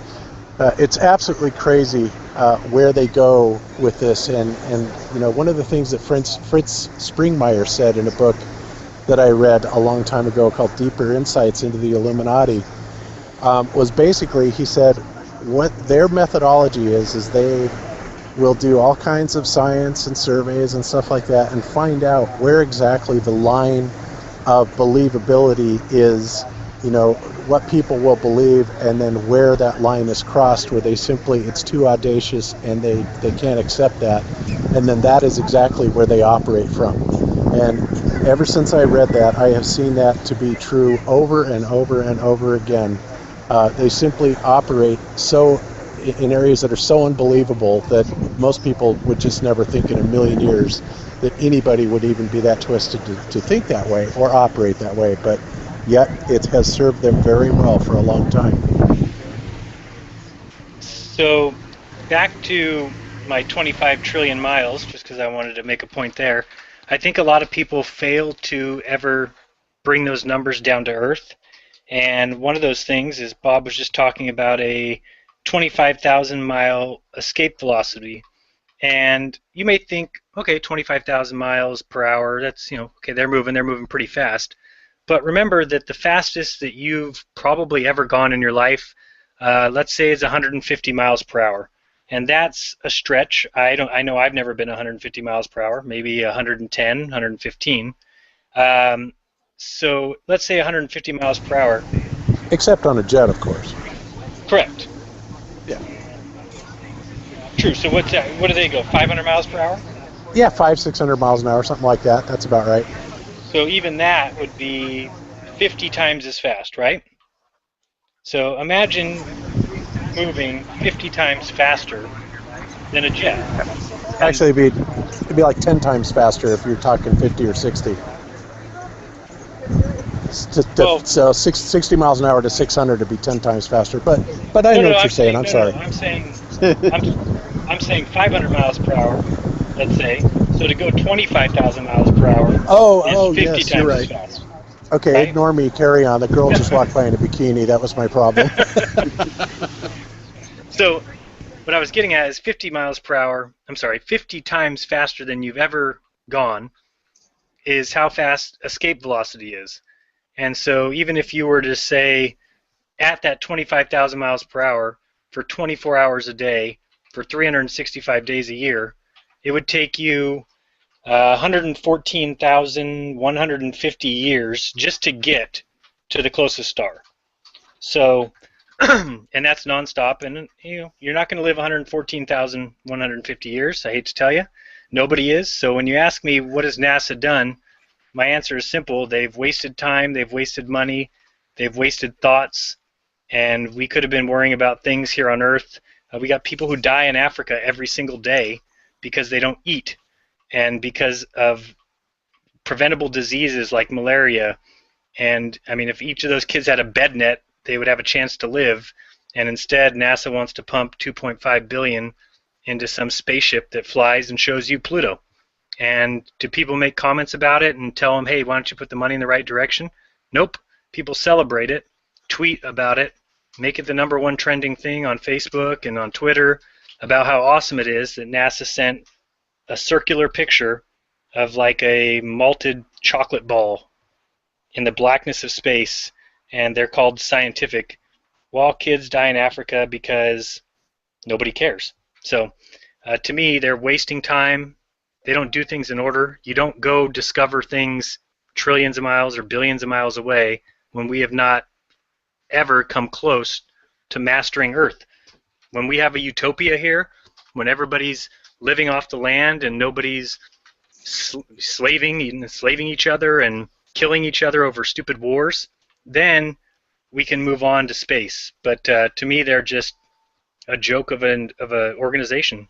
So Yeah, I agree with that. And one thing also that you have to understand about how the elites think is they're not the reason they don't want to redirect that money, from their silly space projects to, humanitarian needs is because they already feel like there's too many useless eaters in the world, and Right. Of course we would be amongst them, and so they want the die-off to happen and everything they can do. It's just like there are so many things, so many physicians that have come forward with extremely viable cures for cancer, and it always gets buried because the medical industry does not make any money if there aren't any sick people around. So to actually cure something would be counterintuitive to the entire business model. And that's extremely sad because that means that people put money ahead of human lives. But I think we all know that that's pretty much the way that it is, as sickening, as saddening as it is. But yeah, the reason that those people will never really get any assistance other than what those of us who feel their suffering can perceive, and they will get help from people like us. But the governments will really make very little effort because, frankly, they want them dead, and that's just sad. yep, it's all about the business. Okay, baby, you got another one? Yeah. We haven't had a question, I think, in like an hour. Sorry. No, Oh. TJ was pointing out we haven't had a question in an hour. I know. I was trying. Just got to spray him with water, Mel. This is from Exceptional Perception. Okay. And he says, how much does Bob know about quantum physics? And then, kind of as a tag along, how much of quantum theory is BS? Bob, were you able to hear that? Yes, I was. Well, quantum physics is actually kind of a hobby of mine. Well, yeah, it is. I mean, I'm a geek. I'm a nerd. I'm sorry. What can I say? But I know a fair amount about it, and I think that there are parts of it that are very applicable to our reality world. One of the things that we were talking about last week, the double slit experiment, and how that applies to what we see in science and are able to measure in quote unquote the real world, really raises some very interesting questions. So I think what quantum physics has to say about things is very interesting in that they talk about what we perceive as real and things that we can touch are really on a molecular level, on an atomic level, they are so much more not there than they actually are there. One of the things that quantum physicists have identified, they said, well, if you take and you're holding a basketball in your hand, for example, and you say, okay, this basketball is going to be the nucleus of our atom, and then they say, okay, if this is the nucleus, then the first ring of electrons would be like out, like 20 miles away. And everything in between that nucleus and that first ring of electrons, all the way out to the valence ring of electrons, which is the extreme outer ring, is mostly air. So really, we're made up of composites of billions of atoms, but those atoms, again, are mostly air, which means that there's more space to us than there actually is actual viable matter, and that when we touch each other, we're not actually touching each other at all, but we are actually, it's the charges that are generated by those atoms that are coming up against each other, and the charges are touching each other, and we're actually not. So when you say you're touching something, you're really not. Again, it comes back down to electrical impulse, which kind of crosses over from the quantum realm of physics to the philosophical realm in kind of like the question I was positing last week: what is real? If everything is just a series of electrical impulses, how can you say that, well, this isn't a holographic universe? And I know, Jeran, that you don't believe that this is a holographic universe. All I'm saying is that if you understand that everything reduces down ultimately to electrical impulses, then all we have is our brain to interpret those. And so again, that begs the question: what really is real? It could all be. I wouldn't say that I don't think that that's true, but okay. Especially with a lot of video footage I've been looking at lately with infrared sensors and things like that, it wouldn't surprise me if it is more. I guess what I'm afraid of is when you say it that way, I'm afraid people think we're holograms and they don't understand the idea of physical. If we're able to touch something, then it's not a hologram. So that's why I don't like the right. Just the way of saying it. Sure, and I understand what you're saying. And actually, when you say that we touch things, first of all, you have to understand what it is that actually makes up physical patterns or physical things. And a good place to start in that is by looking into the area of cymatics. And of course, cymatics, at the simplest level, is sound vibration that vibrates a medium that turns into wonderfully geometric patterns and also not so geometric patterns. They can actually emulate things that are very lifelike, like circulatory systems, skeletal systems. Wouldn't you say with everything being waves, it's not even a question then if it's a holographic universe? Well, it's entirely possible that it is, because when you touch something, when you perceive something... No, what I'm saying is how could it not be? I mean, if everything we see is just waves of light or waves of energy, then it is holographic by all definitions, right? By all definition, and you're absolutely right. But again, like that, there are many other ways to look at things. But one thing that I do want to point out that is very real science is that when we perceive something, when we feel something, like if I walk up and I touch a tree, okay, the tree feels solid to me, but ultimately what is really happening with the tree is there is a set of frequencies that are vibrating the medium into what's called standing waves. Okay, and standing waves, basically, what standing waves are is they are a reflected wave back that is in phase with the original wave that is put out, and it actually gives a degree of solidity to it. So when you talk about standing waves, you talk about things that are manifested as what we would perceive as solid, okay? And I guess another way to look at standing waves would be like the Star Trek shields, like when they say shields up, Scotty, and stuff like that. What that's doing is it's generating an electromagnetic field where the waves are feeding in phase to each other and creating a standing wave, so that other physical things cannot penetrate through it. And so when you're looking at things, and this is it very much in the quantum world, you are seeing and feeling things, you are seeing and feeling standing waves of vibration, as you know, as put forth in the cymatics model. And again, to even begin to understand this, you have to go on YouTube and look up some videos about cymatics. That field in itself will absolutely blow your mind, because in my opinion, and I feel this very strongly, that truly shows the nature of why vibration brings things into manifestations, and it's very, very repeatable. Anybody can do it. You can understand it. It's amazing. You can do these cymatic patterns with your voice, and there's several other ways that could be generated. But the more complex the waveform becomes, and also the higher in frequency it becomes, the more complex and solid the pattern that emerges out of the vibrating medium will become. It's absolutely fascinating to study, but that's one of the first places I would go and recommend to people that are really interested in understanding how things manifest into reality, is to look into the field of cymatics. That's awesome.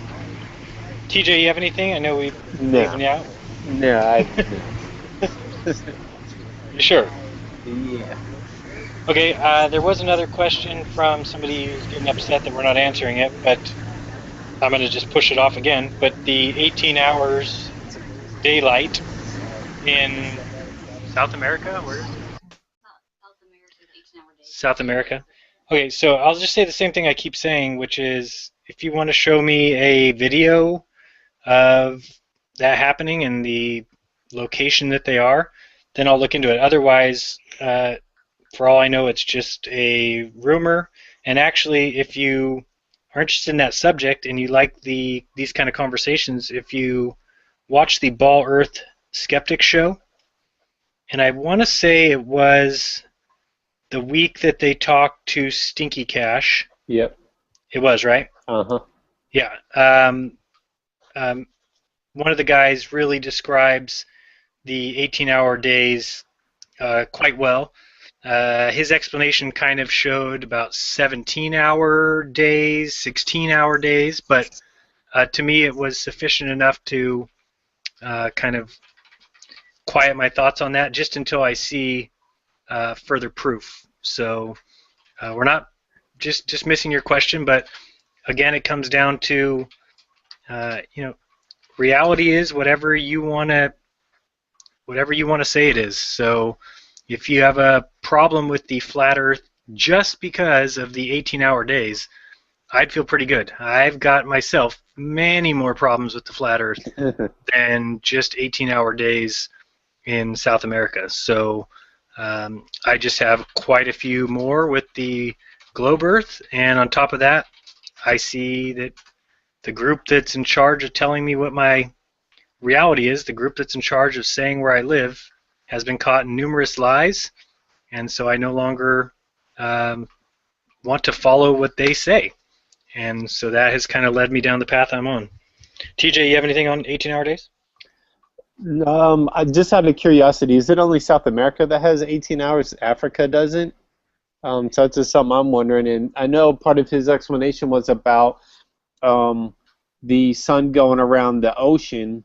I believe that's what helped create the extended time, because there's not really anything just water that to block the ocean, versus other parts of the world have landmass that could block the horizon.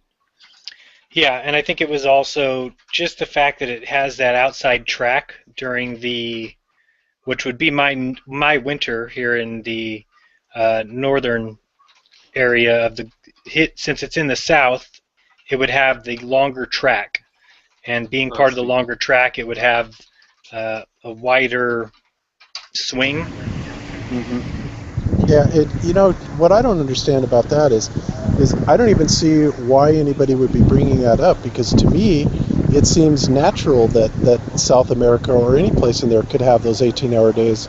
And the reason I say that is because I have spent a few summers up in Alaska. In fact, I have family up in Anchorage, And I will never forget the first time I experienced the super long days up there. We were up playing some sort of ball game at 3 o'clock in the morning, and it never really got dark. It just kind of got to twilight. Now Anchorage is nowhere near as far north as the geographic North Pole, and so understanding that the sun goes in and out, from the tropics, basically crossing the equator and across to the tropics, that when it is on the southern side of the circle, or I should say the southern half, and again, I'm so brainwashed, I want to say the sphere, but it's not. But anyway, when it's on the southern side, yeah, the hemisphere. I even noticed I said that last week. It's like, oh, all over the globe. It's like, no, you dip. I didn't mean to say that. but Is that anyway, right after you broke your shelf? Yeah, right. Exactly. But I mean, so why not? I mean, any point in South America isn't going to be so far south that it would not have 18-hour days. I can buy that 100%. And what? And are they trying to say that it doesn't fit in with the flat Earth model? Because I say it absolutely would. Yeah, so no, I guess I'm misunderstanding that. Yeah, same person just keeps bringing it up. And for me as well, since the southern hemisphere has to be double the size that it is on the globe, then to me that outer sun track is going to be much, much longer to come all the way around. I would expect that their summer days would have to be longer than mine. And during my summer days, it gets daylight about 6:30 in the morning and gets dark maybe 9 o'clock at the latest at night. So even for me, that's 12 plus 3, that's 15, yeah, like about 15 hours of daylight. So I would expect that they would have a few more hours than I would, because the track of the sun is much longer. So when my summers are, the sun has a shorter track. So if I'm 15 hours, then I would expect that somebody in the southern hemisphere would be 16, 17, 18 hours. So it also doesn't pose a problem for me. Yep, I agree with that totally. And not only that, when you look at year round, the thing also that doesn't make any sense is when you look at the analemma, the sun analemma path, and you see how it's so incredibly elongated when it's over the northern hemisphere, and when it's on the southern side, it's just this real little bitty short thing. It seems to me that on a globe model, that of all things on the globe model, that should be equidistant on each side of the analemma, but for some reason it's not, and that's always kind of puzzled me too. But again, it works perfectly in the flat Earth model. So that's just another one of those discrepancies I think we ought to document and just kind of bring up and talk about things like that, like the analemma, and why it's so lopsided like that, when really one would think that on a spherical Earth, and we have our ecliptic tilted towards the sun, that it would be, that the pattern would be pretty much equal on both sides. Yeah, certainly would think so. I've never understood the whole angle of the sun coming through with the angle of the Earth anyway, so as far as the globe goes. Yeah, and those are things that, obviously if we're going to try and actually, promote this model, it's something that I'm, I think that it's important to try and understand. But so far, everything that I've read on it just doesn't seem to make any sense. And it seems a lot like doublespeak to me, like they're just trying to baffle you with bullshit rather than dazzle you with brilliance, Oh, I totally agree. My current issues with eclipses, every direction I've looked at them, there's just issues with it. They don't work like they tell us they do. And even the ones on video are, you always have that night view of the sun getting passed over by the moon, and it's like, hello, it's daytime. Where's the daytime image or video of the moon as it comes across and starts to cover the sun? All they show you is the view that you would see through their little glasses or the solar lenses. And so anyway, it's just a lot of those issues. Feels like doublespeak, or kind of be quiet and deal with it. Absolutely. And are you using, Jeran, when you do your research on this stuff, are you using the timeanddate.com site that we're using? No, I have not yet. I saw when Cami showed me that, but I have not used it. Okay, I mean, we're using it, and of course we've checked its times and dates, against observed data in Denver, and I can tell you that it's absolutely correct for that. And I think TJ and Gavno and other people are going to check in their areas just to just verify it. I mean, I'm sure it's probably right. Because Melissa actually takes pictures of the moon every day, so she'll track it. Yeah, but I mean, overall, I tend to think that that's probably a good indicator for telling us correct sunrises and sunsets and general directions and stuff like that. So if we're all using the same site, I guess, or same converter, that would be helpful, because then we won't wind up with a bunch of different variables that are all different. And if you want to give your son or your wife a little mission on my behalf, tell them to try and find one video that shows a solar eclipse beginning to end with no cuts, no edits. That's it. That's the mission. I cannot find one. I know, and I understand where you're coming from with that question. And I have to admit, even to me, that sounds a little on the crazy side, but you're right in that why don't we ever see those things all the way through on the recordings? And I'm not saying that they're not out there, but I haven't seen one either. They always seem to have these cuts. Right. And so I'll look for that. You know me, the least thing that I want is to ever go into crazy land. But you're already there, bud. I know. I meant deep down into crazy land. Oh, okay, I gotcha. But no, I mean, it's just something that I've really been into, is just trying to see, and I've gone back 1940s, 1950s. There just isn't one, and that's baffling for something that happens 2 to 3 times a year. And somebody from their porch should have gotten a video of this, and the fact that it's not out there, and again, maybe somebody else has one. If you have one, email me, send it to me. I'd love to look at it, but they all seem very, very scripted or fake. And then we've got the damn ISS for 15 years. What is it doing on the times of the solar eclipse? Exactly.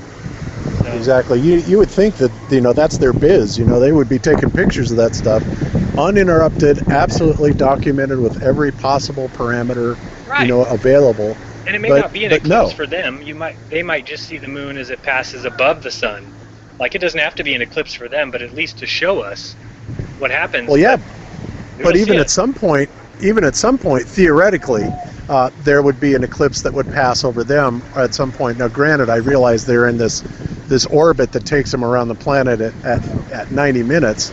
Right. But I think that the reason they can't do it is for the very same reason that when you send up a rocket or a weather balloon up to high altitudes, you see the sun and the moon pretty much on the same exact plane, Right. or just in opposition from each other. So it's like, oh well, yeah. I don't believe, especially after seeing those, I don't believe for 1 second, not in a million years, that the sun is 93 million miles away. Or that the moon is 238. I mean, there's just, I cannot accept that. I cannot look at the video footage of the sun, from the high altitude, where it shows a hot spot on the clouds. Right. And this is allegedly coming from a star 93 million miles away. That's just absurd. And I can't even believe that I ever bought that, ever. Now, you said you guys watch some ISS live footage too, don't you? Yeah, when we need a laugh, yeah. Have you ever seen the moon?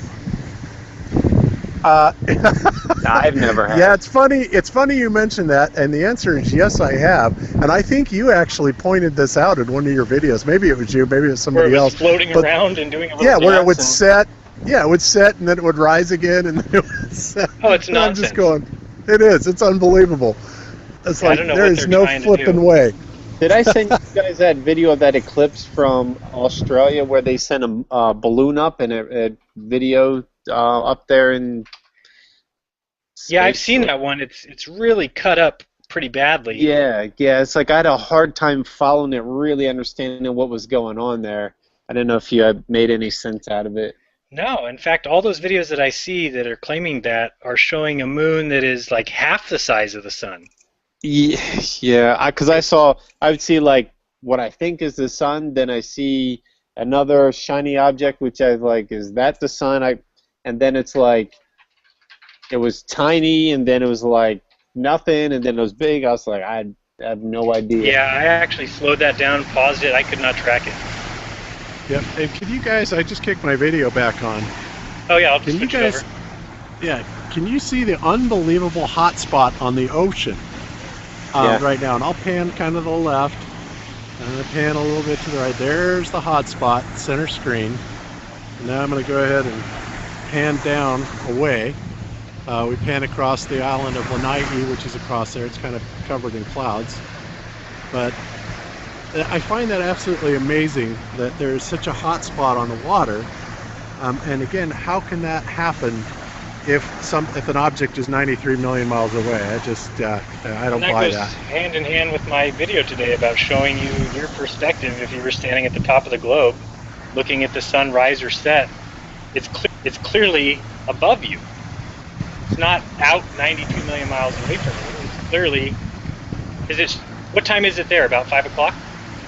It's 3 hours earlier than it is there, whatever time it is. 4:45. Yeah, So that sounds about right. What degree do you think the moon's at right now? I mean, the sun's at right now. It looks like it's about 40, 45 degrees. Okay. That's beautiful. Up there it is. Up there. So I'm looking at it that way and then drop down, but yeah, you can see that outrageous hot spot. Wow. So that presents a question that someone asked, which I think is definitely something to talk about. A person asked, if the sun is a star, then how is it that it's only 3,000 miles away from Earth? Well, the question is the sun is the sun, and what are stars, really? I don't think stars are other suns. So I think, again, we're having a complete disagreement as to what, the sun is. I suppose you could call the sun a star if you wanted to, but that's just a label, other than it's a 32-mile in diameter something that's very bright and very warm, versus NASA tells us that the sun is another star, just like all the other stars that we see in the night sky, at millions of light years away, or thousands of light years away. Yeah, precisely. Bullshit. I think, and like I said, when I said last week, I think that the stars are probably something else. What that is, I'm not exactly prepared to say at this point, but I don't believe that they are other suns. Let's put it that way. The fact that they all look the same in the sky, I mean, yeah, some of them have a different twinkle or a slightly different size, but to say that some of them are 25 trillion and others are a few septillion miles is insanity. It really is. Doesn't meet my reality. There's no reason to believe that. So now, don't they say, I just want to make sure I have this right, when we see a shooting star, that's actually inside of Earth's atmosphere? Right, because it's not really a star. It's just right. Yeah. And it means something has fallen and gone into Earth's atmosphere, and that's when we see it? Is that what they say? It's an illegal immigrant. Yeah, there you go. The illegal immigrant. No, I don't Burning know. up through the atmosphere. Yeah, I think what I said last week, it may be because it's falling through charges, charged areas of our atmosphere, is the reason that it lights up. But I don't necessarily believe that it's because it's coming in at such an incredibly hot speed and causing friction, with the atmosphere. I don't really buy that one either. Sorry, I was distracted. Someone said that the sun may be closer and smaller, but that doesn't make the Earth flat. No, but what it does, but here's the problem with that, is what it does is it proves that NASA is lying. And it proves that all of their mathematics are contrived and are basically meant to fool us. So we're not saying the Earth is just flat, period, that's all we care about. The fact comes down to is if they're lying, then we can start looking at all the things they're lying about, and one of those is clear. And the fact that we don't understand, the globe doesn't meet my reality. That's what it comes down to. And so I'd be willing to believe it if NASA had a track record that led me to believe that they're truthful. I mean, then you'd have to believe everything they say and just suck it up, because they have no reason to make you think otherwise, right? But soon as somebody finds out, oh, by the way, the sun is a lot closer and a lot smaller, then it means that all of their other numbers have been a lie. Mm-hmm. And that's my problem with that, because then you start saying, well, what are they lying about? Because what they've done is they've created a culture where people think there's a chance that the Big Bang brought us all here, and evolution, we all came from the primordial ooze, and that our lives are worthless, and we live and we die, and end of story. And that may be true, but regardless, it comes down to I see things differently, and when I find out that the one people who have gone high enough to tell me where I live, if I can find out that they're lying, then I start to rethink everything. And I mean, if you guys know probability, try and figure out the probability that an Earth-like planet, so you have to exist in the Goldilocks zone, from a star somewhere else in the vast, endless universe, exists in a place where its satellite, which orbits it, is so perfectly of a distance away from its star that it creates eclipses. It's like that alone should tell you this is no accident. This is no, oh, you guys are just happened to be here, it's all an accident where you ended up. No, somebody, something, some thought, something set this up. It's meant for much more than simply an accident. Absolutely, I totally agree, and that's why I was saying I've said this to several people. Vicky, our guest here, that's sitting here with us, I said that to her also. It's like, the implications of the flat Earth, assuming, well, whether we're on an endless plane or not, would kind of indicate that we would be in some sort of social experiment, like a controlled social experiment, kind of like a Truman Show. I know Mark Sargent posited that, and I don't think he's very far off, to be quite honest with you, because when you read the Bible or read historical accounts, or even looking at some of the forbidden archaeology about these huge skeletons that are being discovered all around the planet, it kind of lends credence to the idea that maybe there were giants in those days, and the giants didn't necessarily go extinct as much as they went maybe to another plane or another area of the circle. And maybe we are their genetic creation, and why not? Because we can create things via genetics right now. We can clone, we can make genetic alterations, not only to animals, but to people and vegetables, all alike. So it is not out of the realm of possibility to say that we could technically create something like that and put that civilization in their own little area, just like has been posited in many movies before. And the reality is it's very possible that we could be in that very same boat.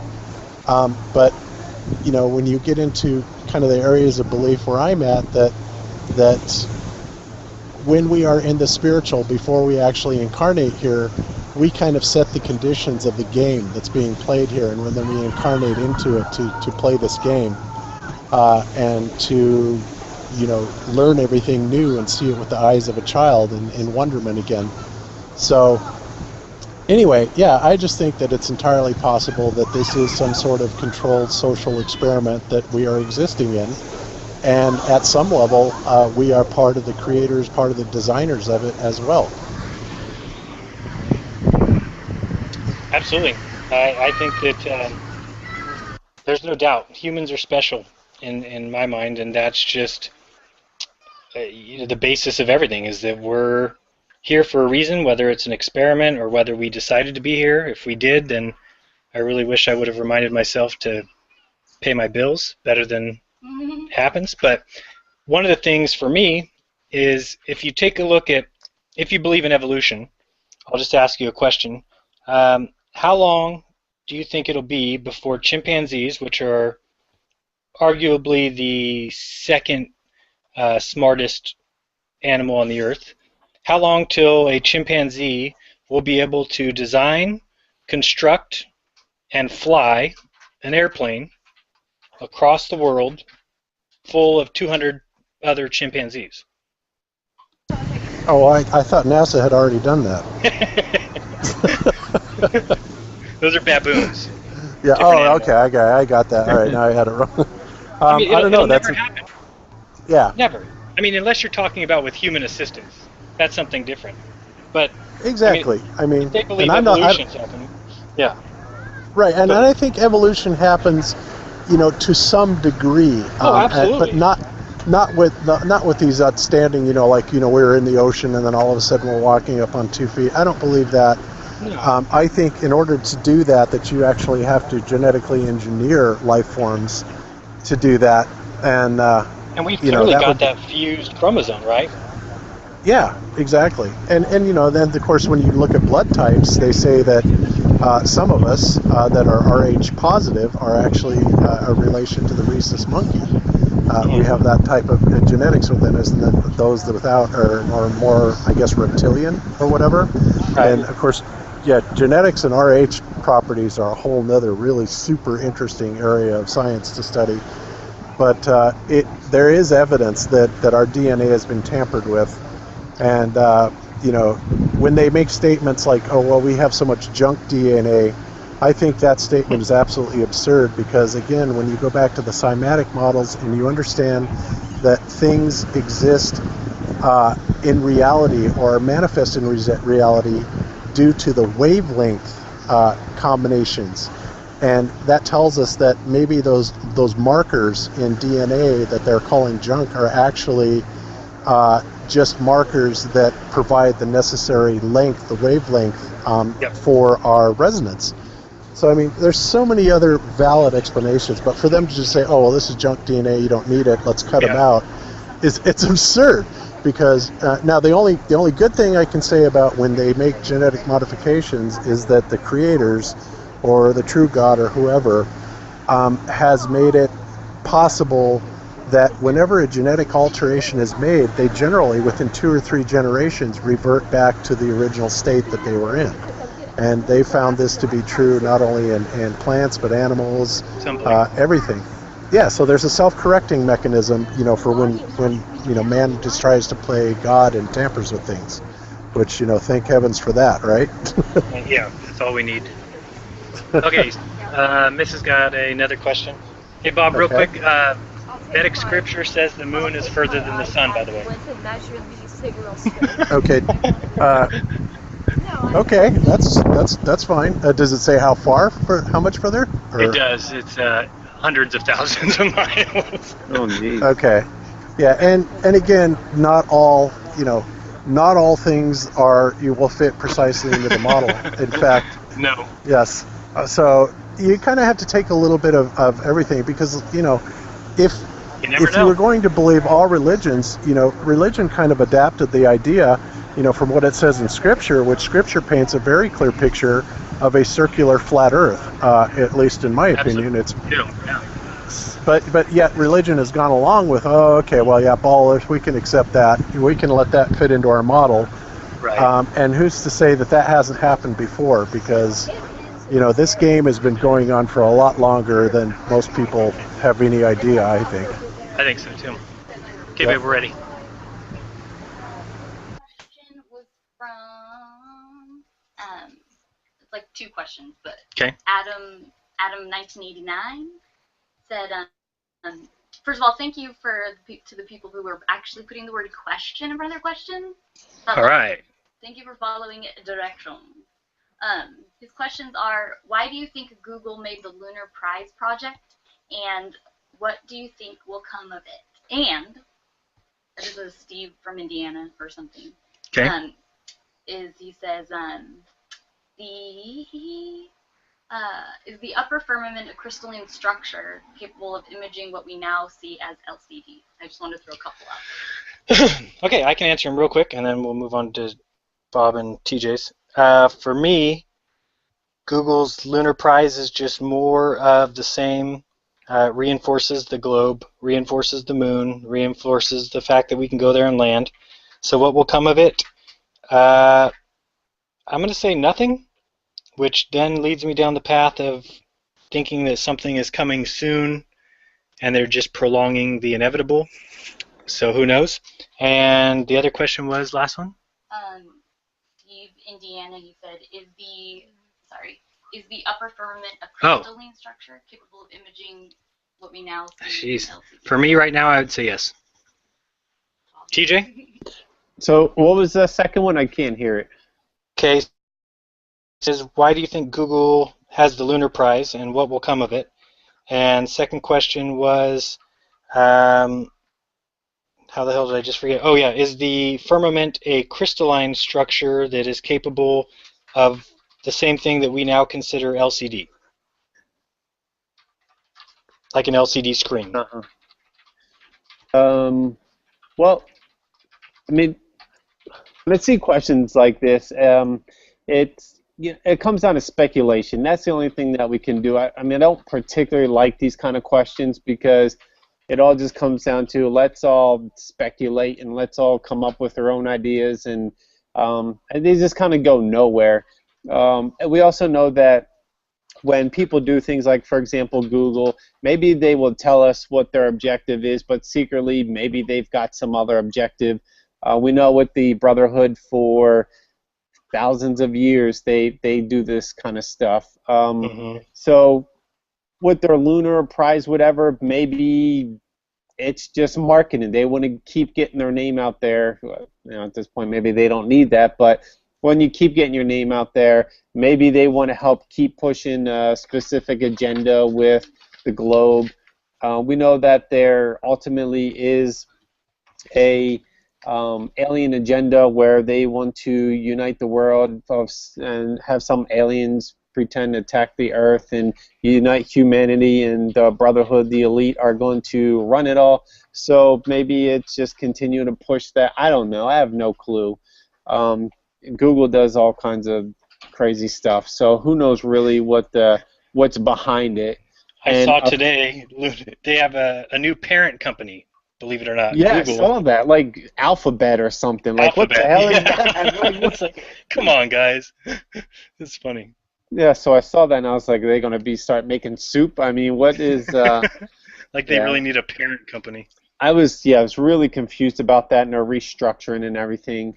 The question about the firmament, just show me one person that's been there and then have them NASA. Have them do their test and you'll have your answer. People will come up with all kinds of, like I said, speculation and assumptions on what is or what isn't. Sometimes it's fun just to speculate, but you've got to remember, if you can't go there and prove it for yourself with your own research, then you just really got to take it as entertainment, because it doesn't really matter what anyone says. In many cases, it doesn't even really matter what people think, because it doesn't matter. It proves nothing unless someone can actually, and it's hard to because of all the manipulation and all the lies, that if you can't prove it yourself, you don't really know if they're telling the truth. And so that's one thing with a lot of the more basic and simple experiments with flat Earth versus globe Earth, is a lot of things you can do on your own and do some of your own experiments and see. And if you don't have an ocean near you, technically you could go to an ocean and do some of your own experiment, depending on if you're able to drive there or have the money to fly or whatever. So I don't know, that's just kind of my thoughts. Okay, Bob? Okay, well, as far as the Google experiment or the Google thing, I think that again is just fluff and doesn't really mean anything. Because remember, back in the 50s and 60s, we were supposed to be living the Jetsons lifestyle right now, like Mark Sargent says, and so we were supposed to be able to take tourist excursions out into space, go to the moon, whatever, all the things that they, basically showed us back then, which have never materialized, and I don't believe ever will materialize because of our simple lack of ability to go out there, or if out there is something to completely different than what we've been told it is, which is, obviously we all believe that. We don't believe that it's just open space. Which brings us to the second question of, could the firmament be some type of like semiconductor that would be used as a displays? Well, I suppose that's possible because LEDs and LCDs are made from semiconductor material, and semiconductor, the proper definition of semiconductor, something on the atomic level that actually has 4 valence electrons. And a valence electron is the outer electron ring of any atomic structure. So when it has less than 4 valence electrons, it is considered a conductor. And when it has more than 4 valence electrons, it is considered an insulator. And when it has exactly 4, it is considered a semiconductor. And of course, this is what the light-emitting diodes, liquid crystal displays are all made of, is semiconductor material. So is it possible? Well, it certainly has the correct makeup for it to be possible. Is it being actively used that way? Well, your guess is as good as mine, but one thing I will say is the ingredients are there for it, and there you go. All right, we have another question. Yeah. We're ready. Okay, next question is about rainbows. A couple people asked about them. How about rainbows? They must have something to do with flat Earth, or rainbows. What are they? What are they? TJ, you have anything on rainbows? I'm rolling questions into one. Sorry. I mean, the only thing I have for rainbows is just moisture and light. I mean, it seems pretty simple. Just go outside on a sunny day and run your water sprinkler and watch the rainbow show up in it. Yeah, I'm in the same boat. I don't see a problem with it. All has to do with the water droplets that are in the sky, usually when there's moist kind of days, and those droplets result in a spectrum of light that appears in the sky that takes the form of an arc. I certainly think it's weird, but I see those kind of arcs in the sky a lot, circles around the sun. So I don't have anything else on them. Okay, well, what I would say about it is that rainbows obviously are caused by refraction through the water droplets or moisture in the air.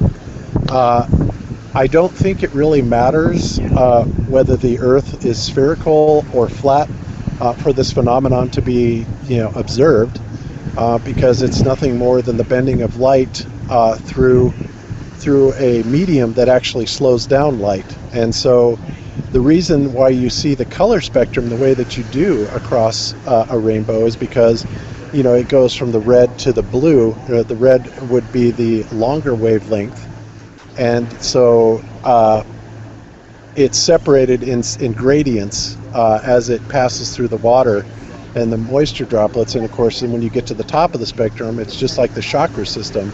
It's the blue or the violet would be at the other end of the spectrum of the rainbow. Now, whether it takes a half circle or whether it takes a completely spherical or a circular construct depends entirely on the angle of incidence that the sun is hitting it with in light, and also the direction and the amount of water that's being, particulated. So it really doesn't matter whether it's a flat Earth or a round Earth. I think we're going to see pretty much the same exact thing, and it's nothing more than light refracting through water particles. Pretty simple, but they are beautiful. Okay. Another question, babe? Sure. This is asked by Catfish something. Are tsunamis man-made? If they are, if they aren't, what are they? Man. Well, I think that there is tectonic plates under the Earth, and I do think that if shifted correctly, that they could create definitely a tsunami. But I also would say that we have the technology to easily create those things on our own. So I'll leave it at that for now. TJ? Yep, same. I mean, I think if you have a big enough movement of water by whatever means, if it's natural, if it's man-made, that it could create that. Okay, and I would say that they can both. They can be both. Absolutely, they're natural tsunamis. I do believe that with some of the HARP projects, or even possibly detonating bombs underneath water, if you detonate enough of them, you're going to displace enough water that you could cause a pretty sizable tidal wave. In fact, one of the rumors about the Fukushima quake and tsunami was that the powers that be had detonated a nuclear charge underneath the ocean. Now, I will say flatly that I do not believe in nuclear weapons, especially after the research I've done on that. I think that is yet another hoax, but that's another discussion for another time. But they can still create explosions that are absolutely massive, with other types of explosive mediums, and I believe that they absolutely could set off a tsunami given the right conditions, where it's detonated and other factors at the time. Other than that, I think weather can also be a factor in it, very much so. So there's actually several things at play, and I think the degree of severity that the tsunami would have would be kind of an interplay between all those variables. Okay, excellent. I got a question for you, Jeran. Some people have asked today and before today when you're going to do that 8-mile experiment. Well, the weather has been pretty crummy here in California for at least 2 weeks, but our goal is to do it and not let anybody know until we're there. So we've kind of given up on letting people know ahead of time. And also with that light, our goal was to actually go bigger, but I think we're going to do it the same day. We actually think with the light that we have that we want to try something like even 35 miles. Oh, geez. Well, the great thing about that is that remember where we were the first time in Pacific Grove, which was called Lover's Point? Yeah. The position that you're at there it's very dark around where you're at, and you're only about 25 feet high off the water. And on the other side of the water is the Santa Cruz Beach Boardwalk, which is a nice area. It's kind of also lifted a good 20 feet.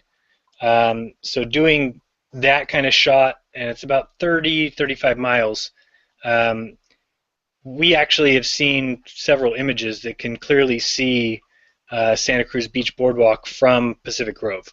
So we know that it's not something that's going to be very difficult. So that's something that we really want to do. With that kind of distance, we're hoping to just get some help so that my wife and I don't have to separate to the point where I'm having to go all the way to Santa Cruz while she stays here.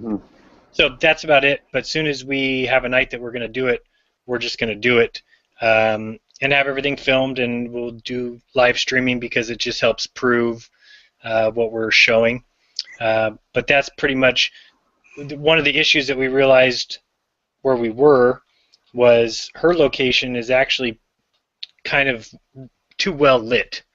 So that was kind of creating problems with her being and that's something we didn't want her out in the dark by herself. So we made sure we put her in a well lit area. And Jeran, I gotta admit, I gotta confess that I'm kind of hoping that you hold off on that a little bit until like we get back from Hawaii, because hopefully at that time my new Nikon Coolpix P900 camera will be in, and I really want to take it out to California, and of course with my little portable sun type thing too. And I think we can do some really cool experiments both with the lights and the laser and the incredible zoom capabilities of that. It's too bad that you're not here, because looking across at Lanai, and it's like a little over 8 miles to that island from shore to shore, that would be an excellent place. However, I can tell you that with a good pair of binoculars, you can see people walking around on the beach from the beach here. Yeah, which tells you straight up, we know the world is flat, and we know there's no curve there, but still people like to see it.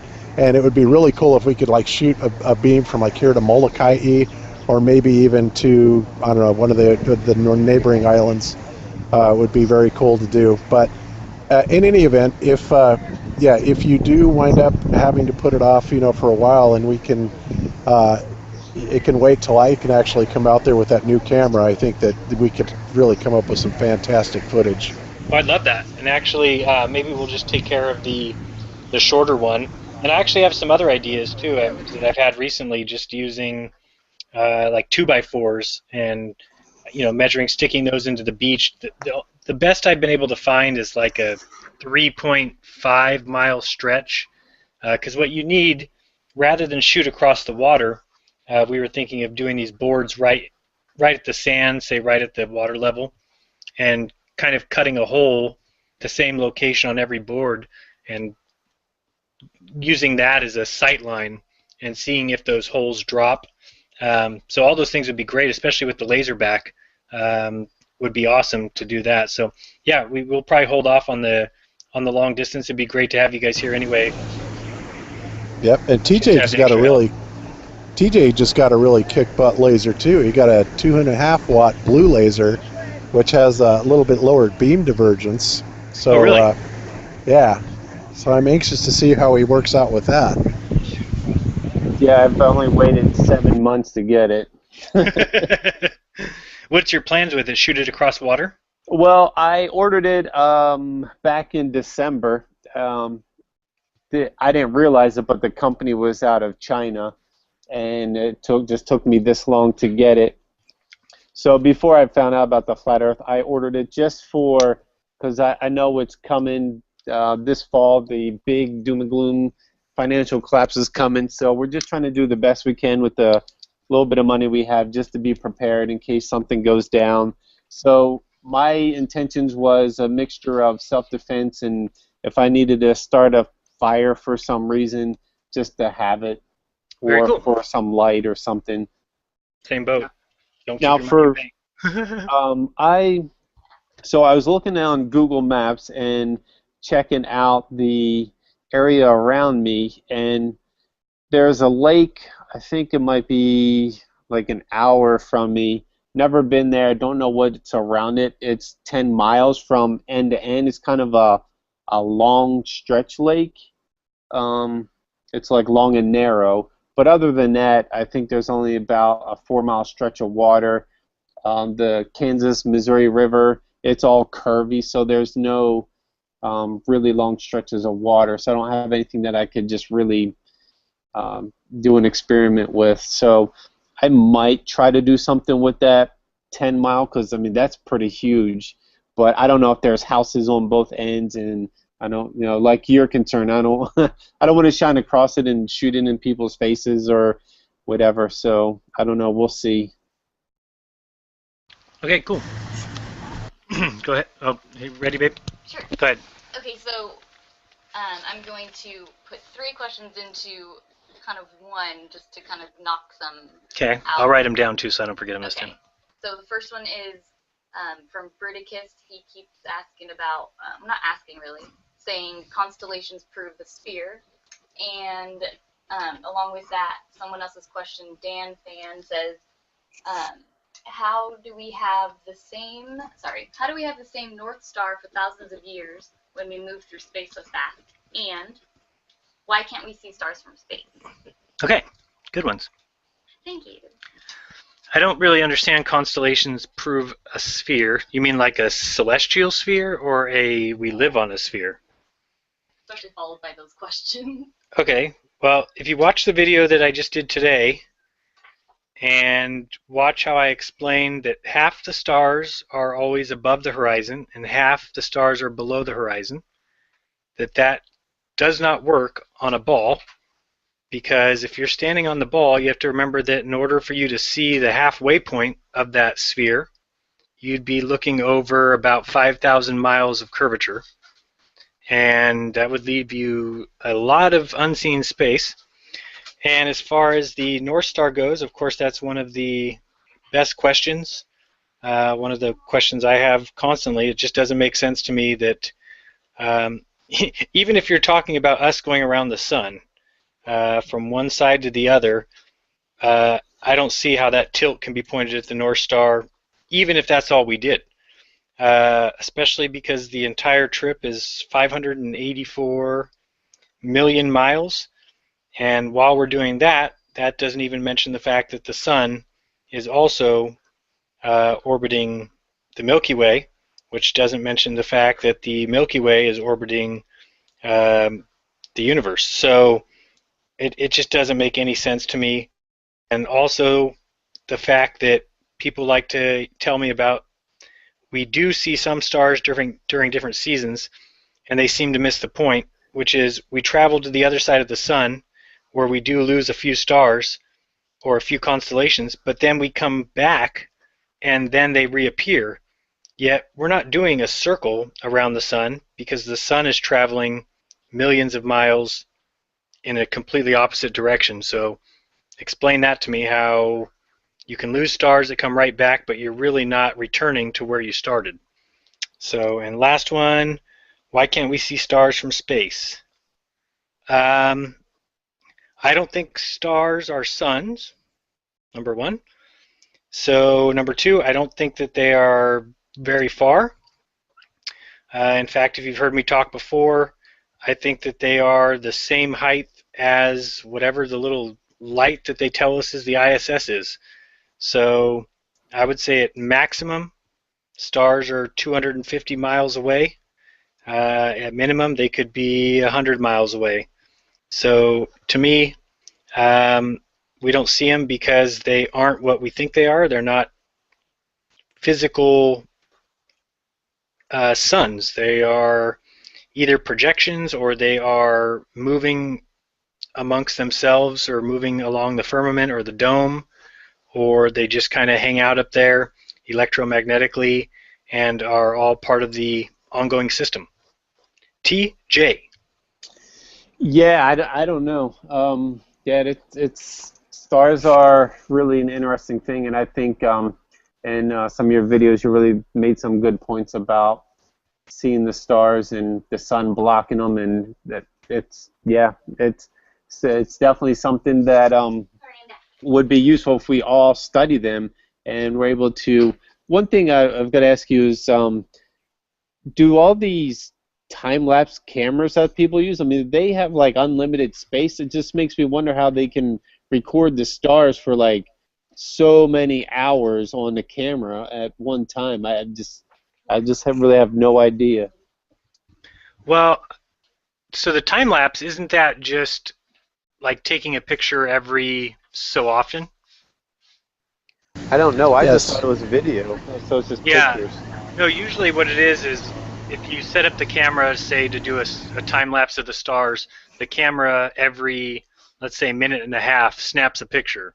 Okay. And so obviously if you have it set on your highest megapixel, then throughout the course of the evening you're going to take quite a few images. But if you have it set, at like 1 or 2 megabytes per image, I don't think it's not going to outdo a 16 megabyte card or something like that. Okay. Yeah, Or that gigabyte, makes sense. gigabyte, sorry. Because that's something I've thought about doing, just like to see what the sky is like throughout the day and throughout the night where I'm at, which unfortunately I'm in the city metro, which it's brighter here from all the lights, and I have to travel not too far, maybe like an hour to really get out in the true dark.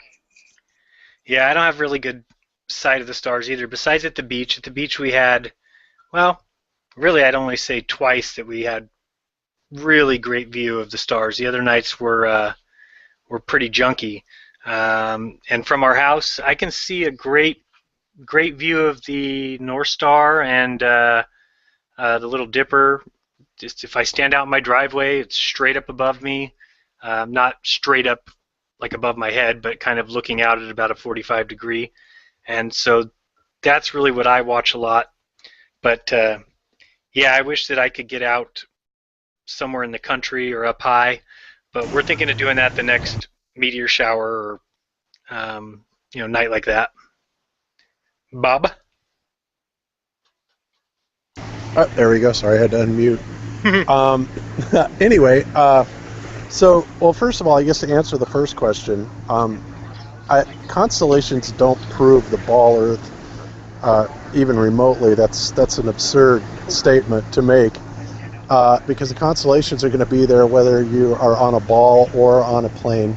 And I think just from, if you travel and you observe the stars, like for example, Cami and I were just looking at the Big Dipper and the way it's oriented here in Hawaii. You actually have the scoop part of the Big Dipper is pointed straight down, and the handle is pointed straight up. And in Denver, it's not only is it considerably smaller in Denver, but it's oriented differently also. So really the conclusion that I came to by looking at that, because of the fact that it appears to be so much bigger here in Hawaii, is that we are actually closer to it, and therefore it cannot be thousands of light years away, because there is simply no way that the perspective would change that incredibly dramatically if it was so far away.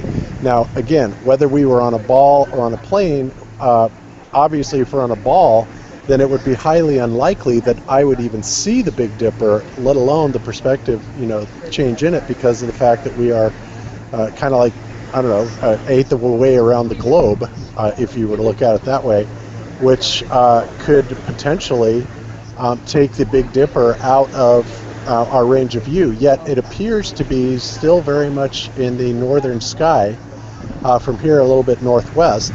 But it's so much bigger. I mean, it's absolutely twice the size here that it is in Denver, and I find that absolutely fascinating. So anyway, as far as the statement that it proves a ball Earth, that's patently absurd. That makes no sense whatsoever. And then, let's see, what was the question after that? Big Dipper or Little Dipper, Bob? What do you mean Big Dipper, a little bit? Well, are you talking about the one that's connected to the North Star? I guess I get confused. No, I'm talking about Ursa Major, the Okay. Big Dipper, is what I'm Gotcha. talking about. And it's, Okay, and it's hugely different in perspective. I mean, it's The twice handles- the size. Yeah, it's pointing straight up. okay, gotcha. And the dip part of it is actually pointed down towards the ground. In other words, it's like stood on end. And where in Denver, it's half the size and it's more horizontally oriented. So again, all that tells me is that we've just changed our perspective, and we've also gotten a lot closer to it. And of course, if it was really thousands of light years away, it wouldn't make a damn bit of difference, the piddly Right. 3,000 miles that we've traveled to make it twice the size. So that in itself tells me, no way. Yeah, you've got, tonight, I don't know if you know right now, Mars is just going below or about to go below your horizon, right below the sun. Okay. And then you've got Venus is directly to the left of the sun, and you've got Jupiter on top of the sun. So Right. I was just looking, that must be pretty cool. And then you've got, I think, another one up there, don't you? Mercury. Mercury's on top of Jupiter. Yeah, they're all very close together. Of course, you can't see any of them right now because it's broad daylight. But we have watched the sunset every night so far, and it's so beautiful. It's just spectacular here in Hawaii. Have you been able to see the Crux? You mean the Southern Cross constellation? Mm-hmm. Actually, no, I have not. But then again, I haven't looked for it either. So, Yeah, it looks like I was kind of watching it. It looks like it just dips below, like, during the day, so you won't be able to see it at night. I was just wondering if it was, maybe you saw it, but that's what I can see from here. Right. And then, let's see, I think one of the other questions was, how come you can't see stars from space? Right. And well, we don't actually know that unless we go by, what NASA says. It seems like you would see them from space. It seems like it would be an absolutely fantastic view, and yet NASA never seems to really show any pictures of them. And that could either be because they are actually not visible from space because they have nothing to reflect off of, or nothing causes any refraction. And so it would be kind of like akin to holding a flashlight horizontally in front of you, where you don't necessarily see the beam, but you do see what the beam hits. And so it would be that kind of thing. Of course, the laser just blows that all the, because you notice when you turn on that laser, Jeran, that you see all the particulates in the air and you can see the beam very clearly. But anyway, I think that it's possible that may be one of the reasons why you can't see it. And of course, Jeran, you and I have also talked about another interesting phenomenon that I have observed as well as you, and other people have asked questions on, because this shows up on some of the Q&A sites on the web, and that is, why is it when you are in an airplane flying, at whatever altitude you're at, that you can't seem to see any stars? And I've noticed that many times, and I'll look up and I can see something like Venus, or what they would call a planet, and I see those lights. But when we leave Hawaii, and in fact when we leave this time, we'll be on a red-eye flight that flies out over the Pacific Ocean back towards the mainland during the middle of the night, essentially. And all the times that we've done this before, because we take this trip pretty much yearly, I have looked out that airplane window and I have never ever seen the stars, which boggles my mind. I don't understand that, because again, you would think at that altitude the view of the stars should be absolutely magnificent, and yet I've seen nothing. And it's funny, because I was telling my friends from Sao Paulo, Brazil, about that when they left Denver last week, and I asked them to look out because they had a night flight actually going back to Virginia before they went to Sao Paulo. And they said that they were able to see some of the stars, however, they weren't all that vivid. So, apparently they were able to see it, but, like I said, I would think that you should be able to see the stars absolutely vividly beyond any compare when you're in a jet airliner at night, and yet I have never actually witnessed that. So that kind of puzzles me also. It could have something to do with atmospheric variables, but, when you consider the fact that all the observatories, like one of the big ones here, Mauna Kea in Hawaii, is up on top of a mountaintop, because that's where they have the absolute best views. Again, you would think that would line up with the idea that you should be able to see a fantastic view of the stars from high altitudes, and I've never been able to witness that myself. And this is something that anybody can actually look at, because everybody flies and everybody's taking a night flight at some point, but make it a point to actually, stick your head out the window and see what you see, because I find that a very interesting conundrum. Yeah, me too. Baby, got another one? Okay.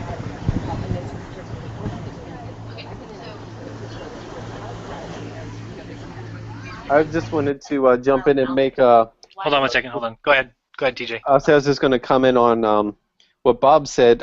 It's really fascinating that he went from Denver to Maui, which is cool, same day, not unusual, and see a big difference in the constellation like that, because what the people who are trying to come out against the flat Earth say that, well, when you have the Earth that moves around the sun, it's not really going to impact, or if the Earth is spinning, it's not going to impact the stars, because there's not really going to be a parallax issue, because the stars are so far away that it just doesn't really affect your viewing them, and how stars really should pass in front and behind each other and just completely change like the shape of constellations and all that. And that doesn't happen because they're so far away. But yet Bob is saying how he's closer to the constellation, and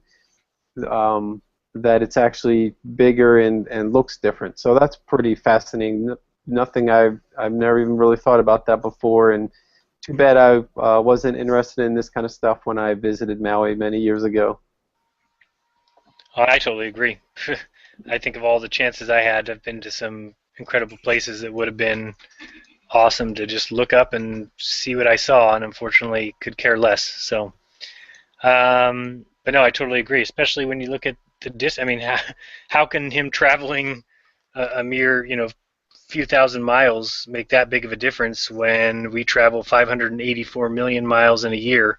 He's the same thing from his house. It just doesn't jive unless you are standing still and the sky is moving around you, and then you change your position on Earth, and it makes a pretty big impact on what you see in the sky. It makes all the sense when you think of the flat Earth. Okay, babe, go ahead. Okay, I'm ready. Steve Indiana says, flying at night at 6 miles altitude, why can't I not see both the sun and moon? That's one. And then Lord V. Doom says, how would the moon be the same size of the sun if the sun is 93 million miles away? And this is a question towards Bob from Always God O'Clock. Okay. It says, Bob, by holographic universe, are you referring to a concept similar to the Hindu concept of Maya, like the material universe is illusion? And Jalapeno Grower says, can't that lead to the undesired solipsism? Got all that? I got it. I think I'm good. Yeah. Okay, so 6 miles up, he wants to know why he cannot see the sun and the moon. I'm not sure that that's true, so I'll leave that one at that because I have seen, I know myself have seen the sun from a plane. I do not remember ever seeing the moon, but I have seen images and heard people can see the moon, although they report it being smaller than expected. So I'll let them answer that. The second question you said was for Bob regarding the holographic universe and the Hindu concept. I'll let Bob answer that. And he asked if it leads to sophism, which solipsism. Isn't that the only thing that exists is self? Well, yeah, I think something like that. Okay, if that's it, I mean, for me, I think that that's kind of a ridiculous theory, but that's just me. And the reason I say that is I've looked into all these theories before, and I know that I exist. That's true. But my wife is sitting here, and she would also state that she knows she exists, and Bob would come online here in a second and say he knows he exists, and so would TJ. So I think the whole idea of solipsism is ridiculous because it's saying that the only thing that can be proven is that I exist, and there's a chance that TJ is a figment of my imagination, which I doubt highly, and that you're a figment of my imagination, which maybe I could see that happening. But I doubt I doubt that highly. So I've never understood that theory. And did we miss one? Yeah, and then wait. The plane. I think that's it. Okay, TJ, you have anything on that? What was the one about the sun being 93 million miles away? Oh yeah, that's the one. I think I just went rolled over What was that one? So somebody asked, how is the moon the same size as the sun if the sun is 93 million miles away? So none of us believe that the sun is 93 million miles away. None of us would believe that the sun is even 93,000 miles away. So we think that the sun is much closer. It can be seen to change size throughout the day. Just a lot of things that tell us that it is not nearly as far as science claims. So I'm sure that TJ would agree, and so would Bob, that we just disagree highly with that whole notion. And TJ, anything else on this? Yeah, I'll make my comment before Bob because I'm sure I'll be a lot shorter. What are you saying? He's long-winded? Well, he's got, not only does he have the questions that we have to answer, but then he's got his that's going to go into more of a philosophical and maybe scientific explanation and who knows what else. But so the first one about being 6 miles up, can't see the sun and the moon. Well, you are limited to by this tiny window. I've never particularly have gone up in a plane and specifically look for the sun and the moon. I have looked at the sun. Is the question he's asking from a flat Earth perspective why he can't see both the sun and the moon from a plane? From 6 miles altitude. Oh, got you. Well, that's because if you can do the math on that, and if you're 6 miles high, I believe you can only see, I want to say it's 350 miles. I've actually done the math on this, and then with the sun and moon being 3,000 miles high, it came out to something like they'd have to be within 4,000 miles of each other for you to be able to see them both. And so if he's ever been in a plane, which would be right in between where the sun and the moon are, and they are within 4,000 miles of each other, I would love to see proof of that, because I think you would see them both. And I think you would have to be in Wonder Woman's invisible jet too. You can't have any obstruction. You've got to have your complete view all around to be able to see where the sun and the moon are. I mean, you get this tiny little window that you're trying to peek through, and maybe you're looking across the aisle, and which ends up, just because of where you're sitting, it turns into an even smaller window to look through. So trying to see things at the same time like that is going to be pretty impossible to do. Right, and if they both were spheres, maybe that'd be a different story, but I don't think they're both spheres, just myself, personally. So, go ahead, Bob. Yeah. Shoot. Okay. Hey, I think you forgot one. Oh, go ahead. Before Bob jumps in. What did we forget? So we've got the 93 million mile away sun. Now, here's the thing I would be really interested in someone doing.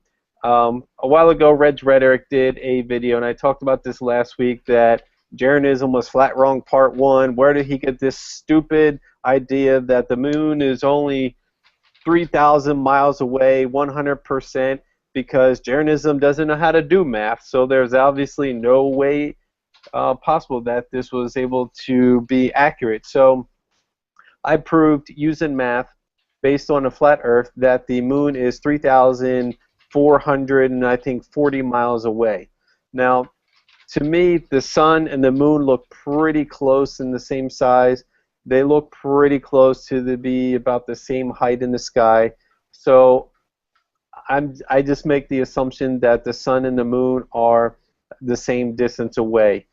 So whether the moon is 1,100-something thousand miles away, then okay, then the sun, I assume that it's just about the same distance away. What you can do is you can make your own calculation of how far away it is.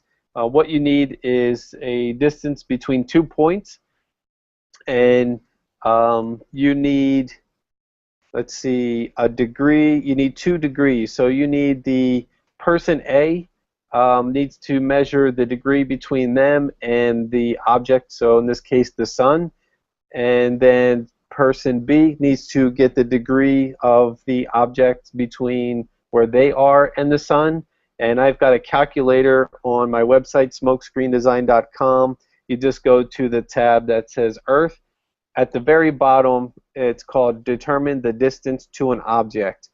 So what you'll do is you'll put the distance in the first box. So, and right now I've just got miles and feet set up on each of these, and I'm going to work on doing meters and kilometers. So you'll put in miles in the first box. The second box, you're going to put the larger of the 2 degree, and in the second or the third box, you're going to put the smaller of the 2 degrees, and it's going to calculate how far that object is from you. And I used in that video from Red Rhetoric, I used his numbers, I used the formula that he had, and it came out exactly what he calculated. So based on the numbers that he had for the Earth being a globe, the numbers came out exactly right. And then when I did it for the flat Earth, the numbers came out exactly as I said. So it worked both ways. So I know that this calculator works based on the flat Earth. So that's what I have it set up for, not for a sphere. And you can do your own experiment. That's all you have to do is just get the distance between you and another person and get the degrees, punch it in, and you're going to see how far away that is.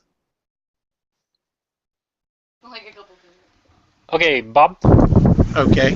Now, and also, TJ, correct me if I'm wrong, but wasn't Red's Rhetoric Challenge based on observational data in the first place? And if he's observing the moon at those angles, and we were able to prove the math the same both on a flat and a spherical, wouldn't that math be directly applicable also to the sun, TJ? That's my assumption. I would think so. I certainly would think so as well.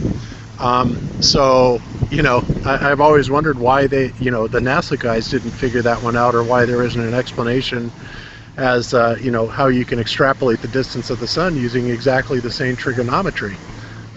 Well, But, I think you know, because it'll turn out that it's only 100,000 something miles away. Right. Okay. Well, in any event, so so back to the, let's see, the question about whether or not I thought that the holographic universe would lead to the idea that basically there's only, well, what was the exact terminology? I'm sorry, Jeran. Whether or not you thought that the holographic universe was the same as the Vedic belief, or the... Oh, okay. Well, I suppose it could be interpreted that way because, you know, when you study philosophy, and believe me, I have made this statement more than once, so don't get mad at me, Jeran. But I have said many times, there's only one of us here. And when I say that, I mean that when you're looking at the consciousness of the divine, and I hope I do not lose my signal here, because I'm getting low on battery. But if you're looking at it in just the realm of consciousness, then if the divine, which is part of all of us and has been separated into multiple parts, then there is only one of us here. So I suppose you could interpret it that way. However, for the real world, like what you say, Jeran, you know, I can see and touch and interact with other people. You know, I guess it just comes down to how you want to look at it, either philosophically or in real world. And I really hope my battery doesn't die here. If it does, I'll have to come back on a different phone. Go ahead. Okay, was there any other part of that question you wanted to answer? Excuse me, did you want to answer? Can't remember what else there was about it. Okay. Was there? Yeah. So. No, I think Missa has one last question, she said. We're getting close to 9, so I guess this will be the last question for us. Go ahead. A deep one? Yeah. Okay.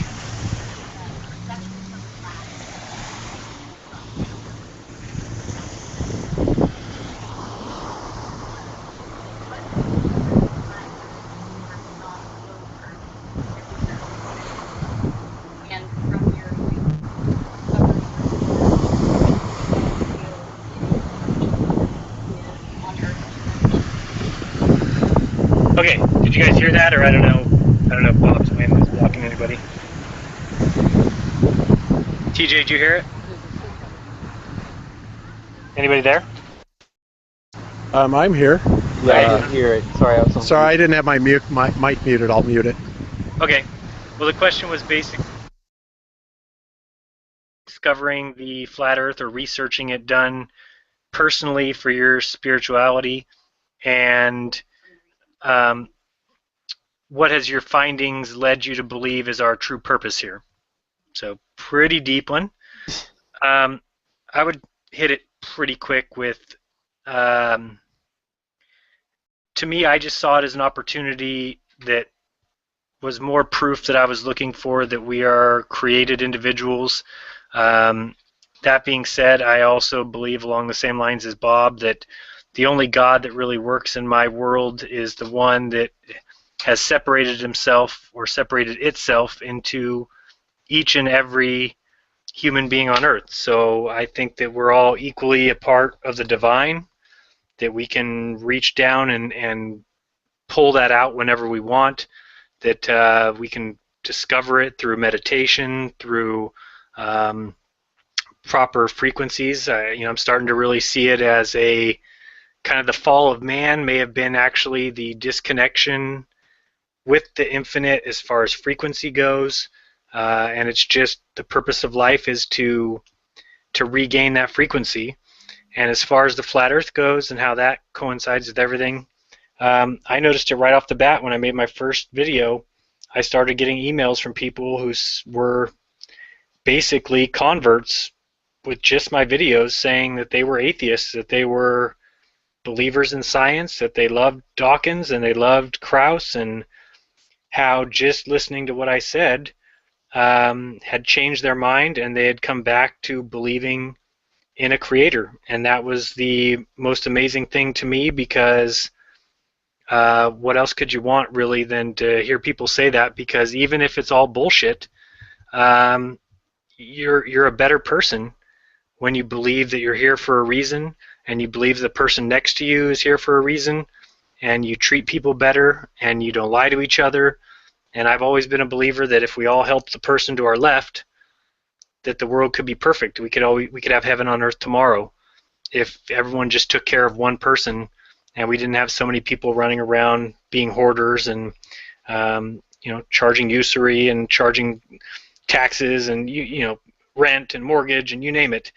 So for me, it was just when I started to see those responses from people, it was like a light switch that I said I need to be doing this because people need to hear what I have to say. I think there's two trains of thought out there: the religious train of thought, which is hard for people to connect with, and then there's the science train of thought, which is also hard for people to connect with because it just doesn't make a lot of sense, but to some people it's just a better alternative than religion.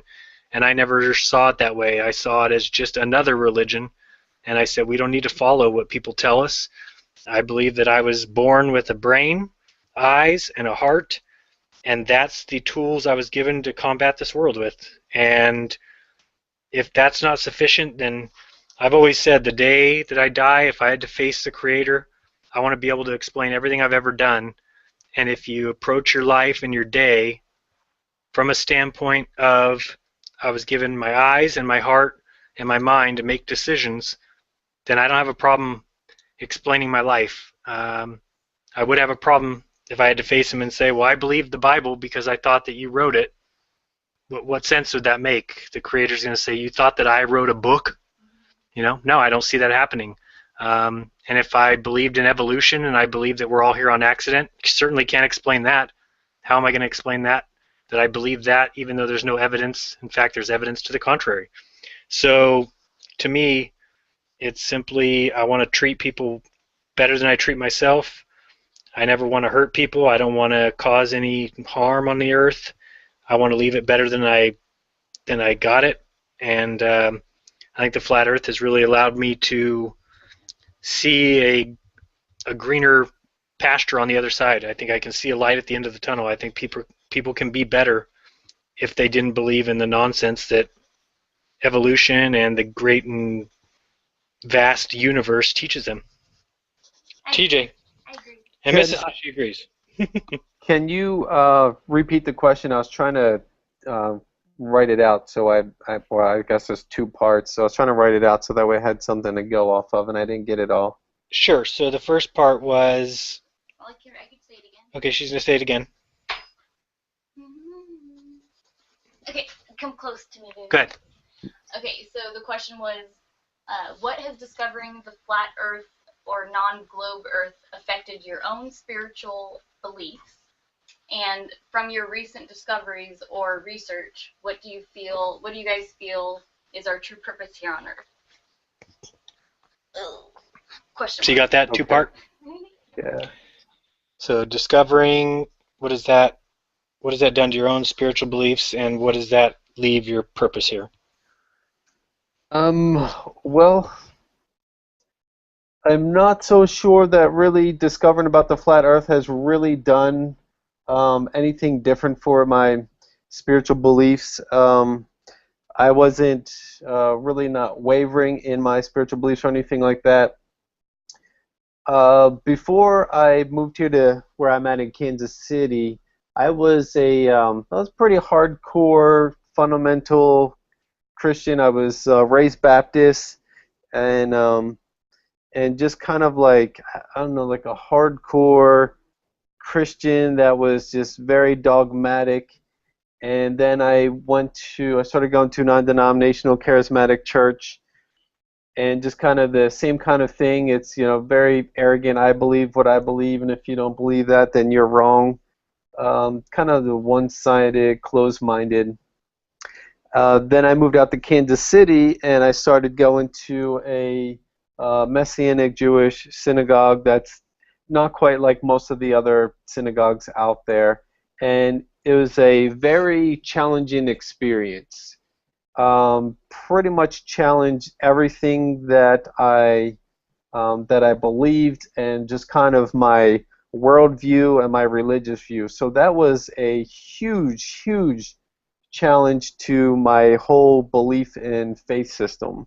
So that helped me to be more open-minded, more free, not so dogmatic, and more accepting. And that's why I say As far as what I've discovered about the flat Earth, that's why it hasn't really changed much for my beliefs or so-called spirituality, which I just started recently saying I'm not religious, I'm physical. Just because a lot of people say I'm not religious, I'm spiritual, which I think is just kind of funny. And so I just find it fascinating, though, looking at the flat Earth and just really seeing that the sun and the moon is closer and moves above us. So in some sense, it's like, well, this is really fascinating if this is the true picture of Earth, that it really does seem like this is some type of creation that was created for us. And I think what it really does is start to reverse some of the story that we are being told by NASA and by the scientists of what they try to tell us is that you're really nothing. You're just an accident.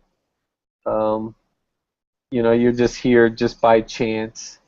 And so this story seems to be telling the reverse, that we are something. And I don't know if that was specific to as far as our true purpose here on Earth, if that has to do with us individually or with us as a human race of people. I don't think it really changes anything as far as if we're in a flat Earth or a globe Earth, what our purpose here. If I go off of the Bible, what it tells about why we're here on Earth. I mean, we're here to take care of the land, which in some sense we do, in other sense we do a lot of destruction. We're here to, as far as believers in God, to make God known to the earth, and that's really not at the end of a sword, but by our lifestyle and the way we live, and to use an overused word, to love, show love. You have to get down to the point of what is love. That's a very distorted word that's used today. And one reason why I say about I'm physical, not religious, because a lot of people tend to take the either Far East or maybe the Gnostic way of looking at life, and it's either you're physical, which is evil, or spiritual, which is good, and we need to get out of the physical and get into the spiritual.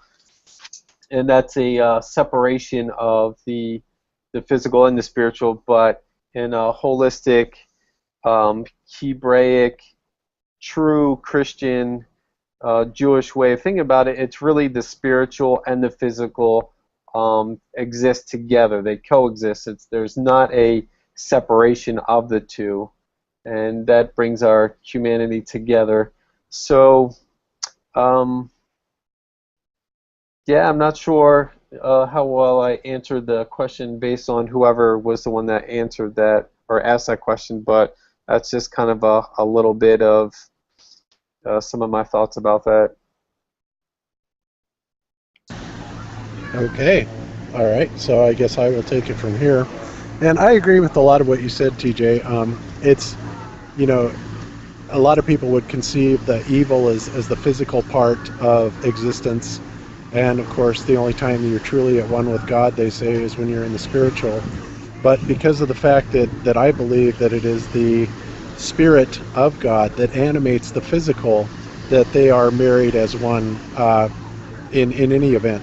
When we die, we leave this, we go back into the spiritual plane, we become non-physical, but while we are here, we have that physical existence, but we are also very much spiritual, and I think the more we understand the spiritual world and how it works, the more that we understand that it is those spiritual variables that actually are the larger controlling part of what manifests in the physical world.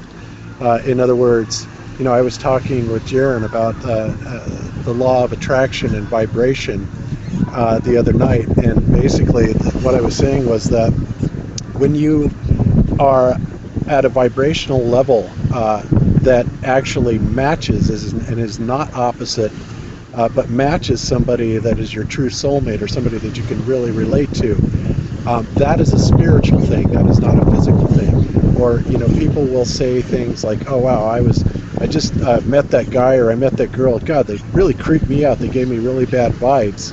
And I find that ironic because, yes, it is about vibrations and it is about those vibes, and those are the things that you pick up on a spiritual level. And so when you manifest things in your life, in other words, when you want good things to happen to you and bad things to happen to you, you try to tend to match that vibrationally. Meaning that if you want to be out here in Hawaii, for example, looking at the sunset like I am, you have to kind of put yourself there in your thoughts and feel good about it and raise your vibration to that level while you hold that vision. And of course, it works for the bad side as well as the good side. And I want to tell the Chuck story here really quick, Jeran, that I told you the other night about this guy, this friend of mine that I had years and years and years ago, and his name was Chuck, and Chuck lived in his van. And Chuck always used to tell me that he never wanted to drive anywhere in his van because every time he went out on the road, somebody would cut him off. And he would be absolutely emphatic about it. I mean, say it over and over again. "Oh, God, people cut me off. I can't stand it, can't stand it." That was like his whole existence. So one day I said, "Chuck, let's go for a ride and let's see what happens." And so we got in Chuck's van and we started driving out of the parking lot. And before we even left the parking lot, somebody came around from one of the other parking areas and cut him off. And it was absolutely mind-boggling. I'm just like, "Oh, wow, that's incredible." So then we go down the street, a couple more blocks, and sure enough, somebody comes another way and cuts him off. And then further on down the journey, somebody switches lane and cuts him off. And I was just absolutely blown away by this. And by the time we got back to my apartment, I looked at him and I said, "Chuck, do you have any idea how powerful you actually are?" He goes, "What do you mean?" And I'm like, "Well, because, you know, you are so powerful, you're actually manifesting this into your reality because you believe so strongly in it and you match the vibrational level with it as a bad thing, and you're always talking about it, and so it actually manifests." And so, you know, I always thought that was amazing with Chuck, you know, and how he could do that. But as I was telling you the other night, Jeran, you know, this works in the positive regard as well as the negative regard. If a man believes wholeheartedly that he's going to have a horrible accident and die tomorrow, then chances are it's probably going to happen. But if you put your beliefs behind something else, I should say less tangible, which actually turns out to be more tangible, and then match that state of mind, like a happy place that you want to be or something very happy happening to you, you'll find that the more you practice that, the more it actually comes to fruition. You actually realize those things. So there is a very delicate mix between the physical and the spiritual, and they both directly affect each other on every level. And so as far as how that would all apply to the flat earth and my belief system, it really hasn't changed much, because honestly, before I ever discovered flat earth, I considered very heavily the possibility that we were in some sort of a Truman Show. And I also was very much of the belief of the spiritual side of things, that karma is very real, and you manifest what you put out. You get what you give. Karma is real. When you match vibration to things like that, they come into your reality. And nobody will ever be able to tell me any different than that, because I believe that just as sure as I'm sitting here on the shore of Maui. So that's it. Take it away. All right. Well, I think we had a good little talk tonight. Bob, do you have any final views of your beautiful sunset there, or can we take a look before we sign off? What you're looking at? I think we can do that. Let me kick the camera on and see what we can do here. All right. Okay. Can you see that? Yeah, I think I'm presenting it to everyone. I know what the hell I'm doing. We'll do this before my battery dies. It's at like 8%. I can't believe it's lasted all this time. Beautiful. Yeah, absolutely gorgeous. You can see the sailboats out there, a couple of them out on the horizon, and there's a few more that direction. Have you had a chance to see any boats go beyond the horizon? Actually, no, because Lanai is directly across where I'm pointing at now. You can't really see it that well. It's kind of shrouded in haze and stuff. But I see it. Yeah. So, but yeah, and they don't really sail off too far because then they get into the jet stream of the water that's called the Tahiti Express that kind of goes south. Jeez. So, yep, it's absolutely beautiful here. Gorgeous day of the sun, as you can see, is not too far off the horizon, and we'll be setting soon. Got the sailboats out there underneath it, and it's just a real joy to be here, I'll tell you. Now, Bob, you're going to be there next Sunday for sure, right? Absolutely. We're going to be here until next a week from Wednesday, so we still have another 10 days to go. Okay. And have you done live streaming before ever? I'm sure you have, right? Yeah, just playing around with it, but yeah, I know how to do it. Well, maybe we could just do something next week, next Sunday. If Miss and I head over to the beach for our sunset, just so we can kind of show what we see, and then you can show what you see there, just for fun. Okay, that sounds like a plan. Shits and giggles. Okay, sounds good. Any final words, Bob, before the sun sets for you? No, I think that's about it. Just I wish everybody was here with me to see this. It's so beautiful. I'm very grateful to be here. How close are you to the waves right there, Bob? Well, let's see. I'm about 20 feet away. 5 feet. Yep. Do they have pretty drastic tides? Well, yeah, and you know what's interesting is it almost appears like the ocean has risen over the last 15 years because there's much less beach here than there used to be. I'm noticing that's not a lot of beach at all. Yeah, no, and it used to go out a lot further. It's very interesting. So it's almost like it's rising on this side. Global warming. Yeah, no doubt, right? So, I don't know, but it's still gorgeous. Yeah, yeah. Or Al Gore, one of the two, right? I mean, that just amazes me right there. I mean, you saw the beach I was on there in Marina, where, I mean, it looks like the tide differences are over 100 feet. I mean, there's no 100 feet there. Yeah, exactly. Pretty crazy. It's amazing. Pretty crazy. Do you go snorkeling out there? Oh, yeah.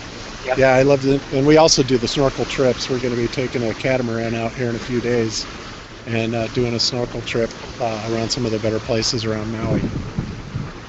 Yeah, on Kona, I had one of those sea turtles swim up to me. I almost pissed my pants while I was doing my last snorkeling.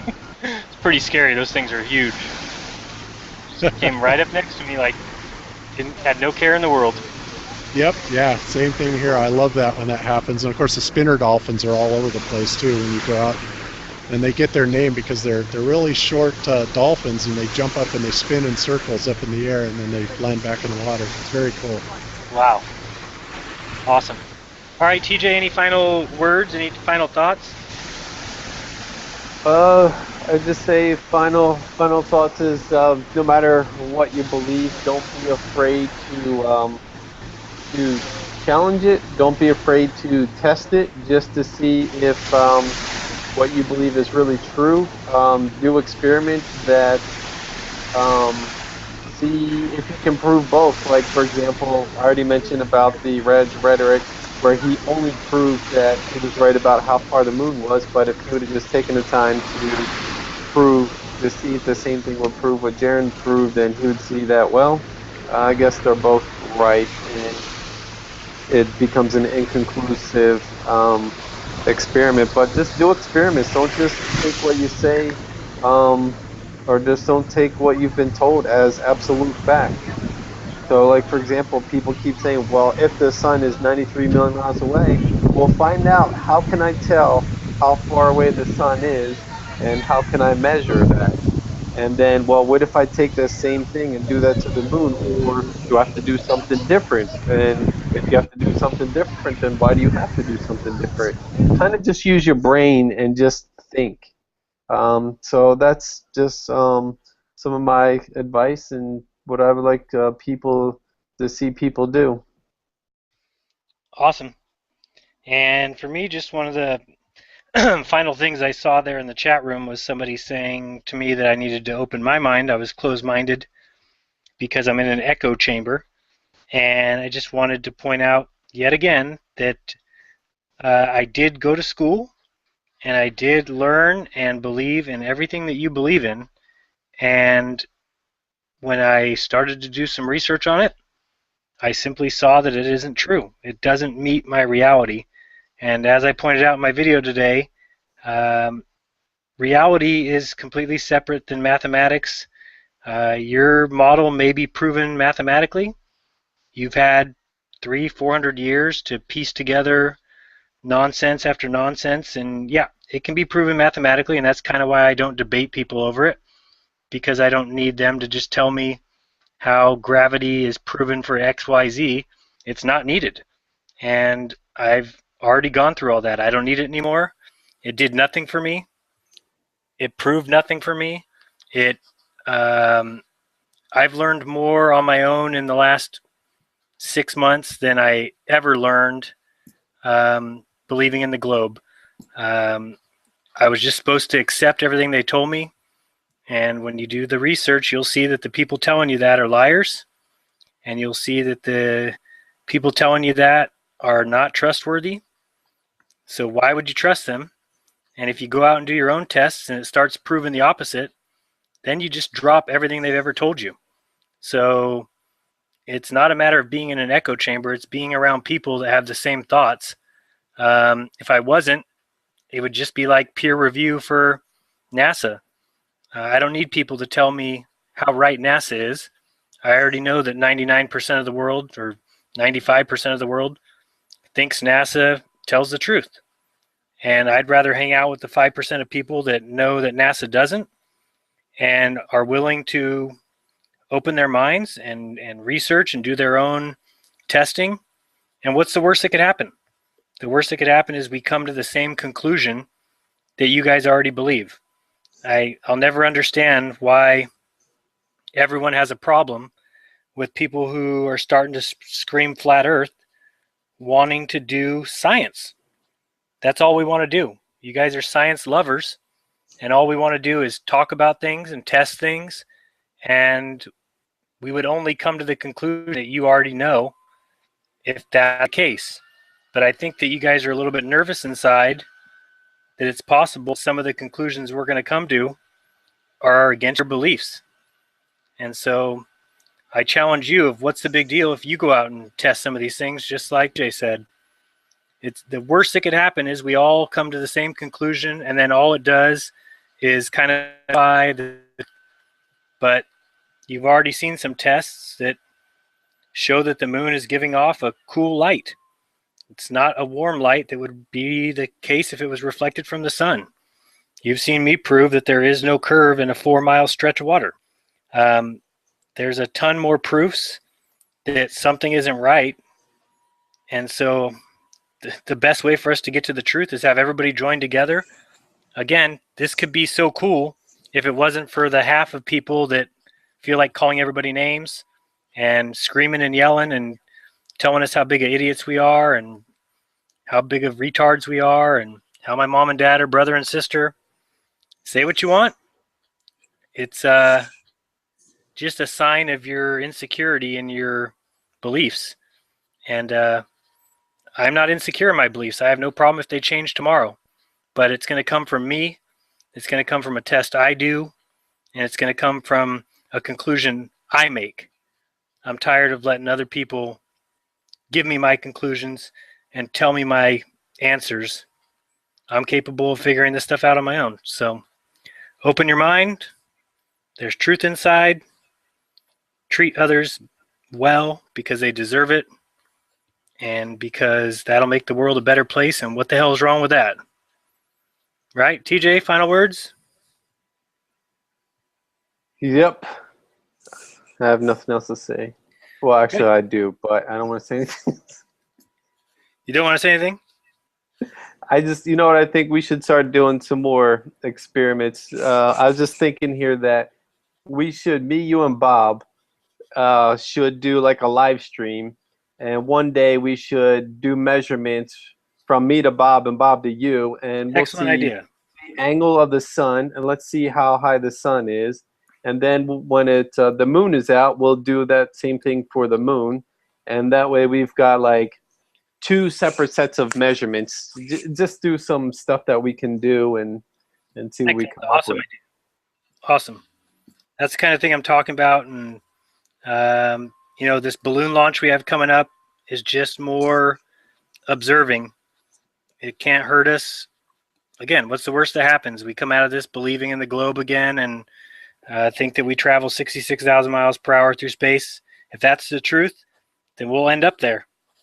And if it's not, then we're going to end up somewhere else. So reality is what you make of it, not what math tells you.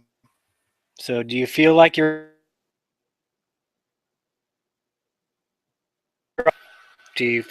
spinning 1,000 miles per hour? If you feel all those things, more power to you. Not. Peace.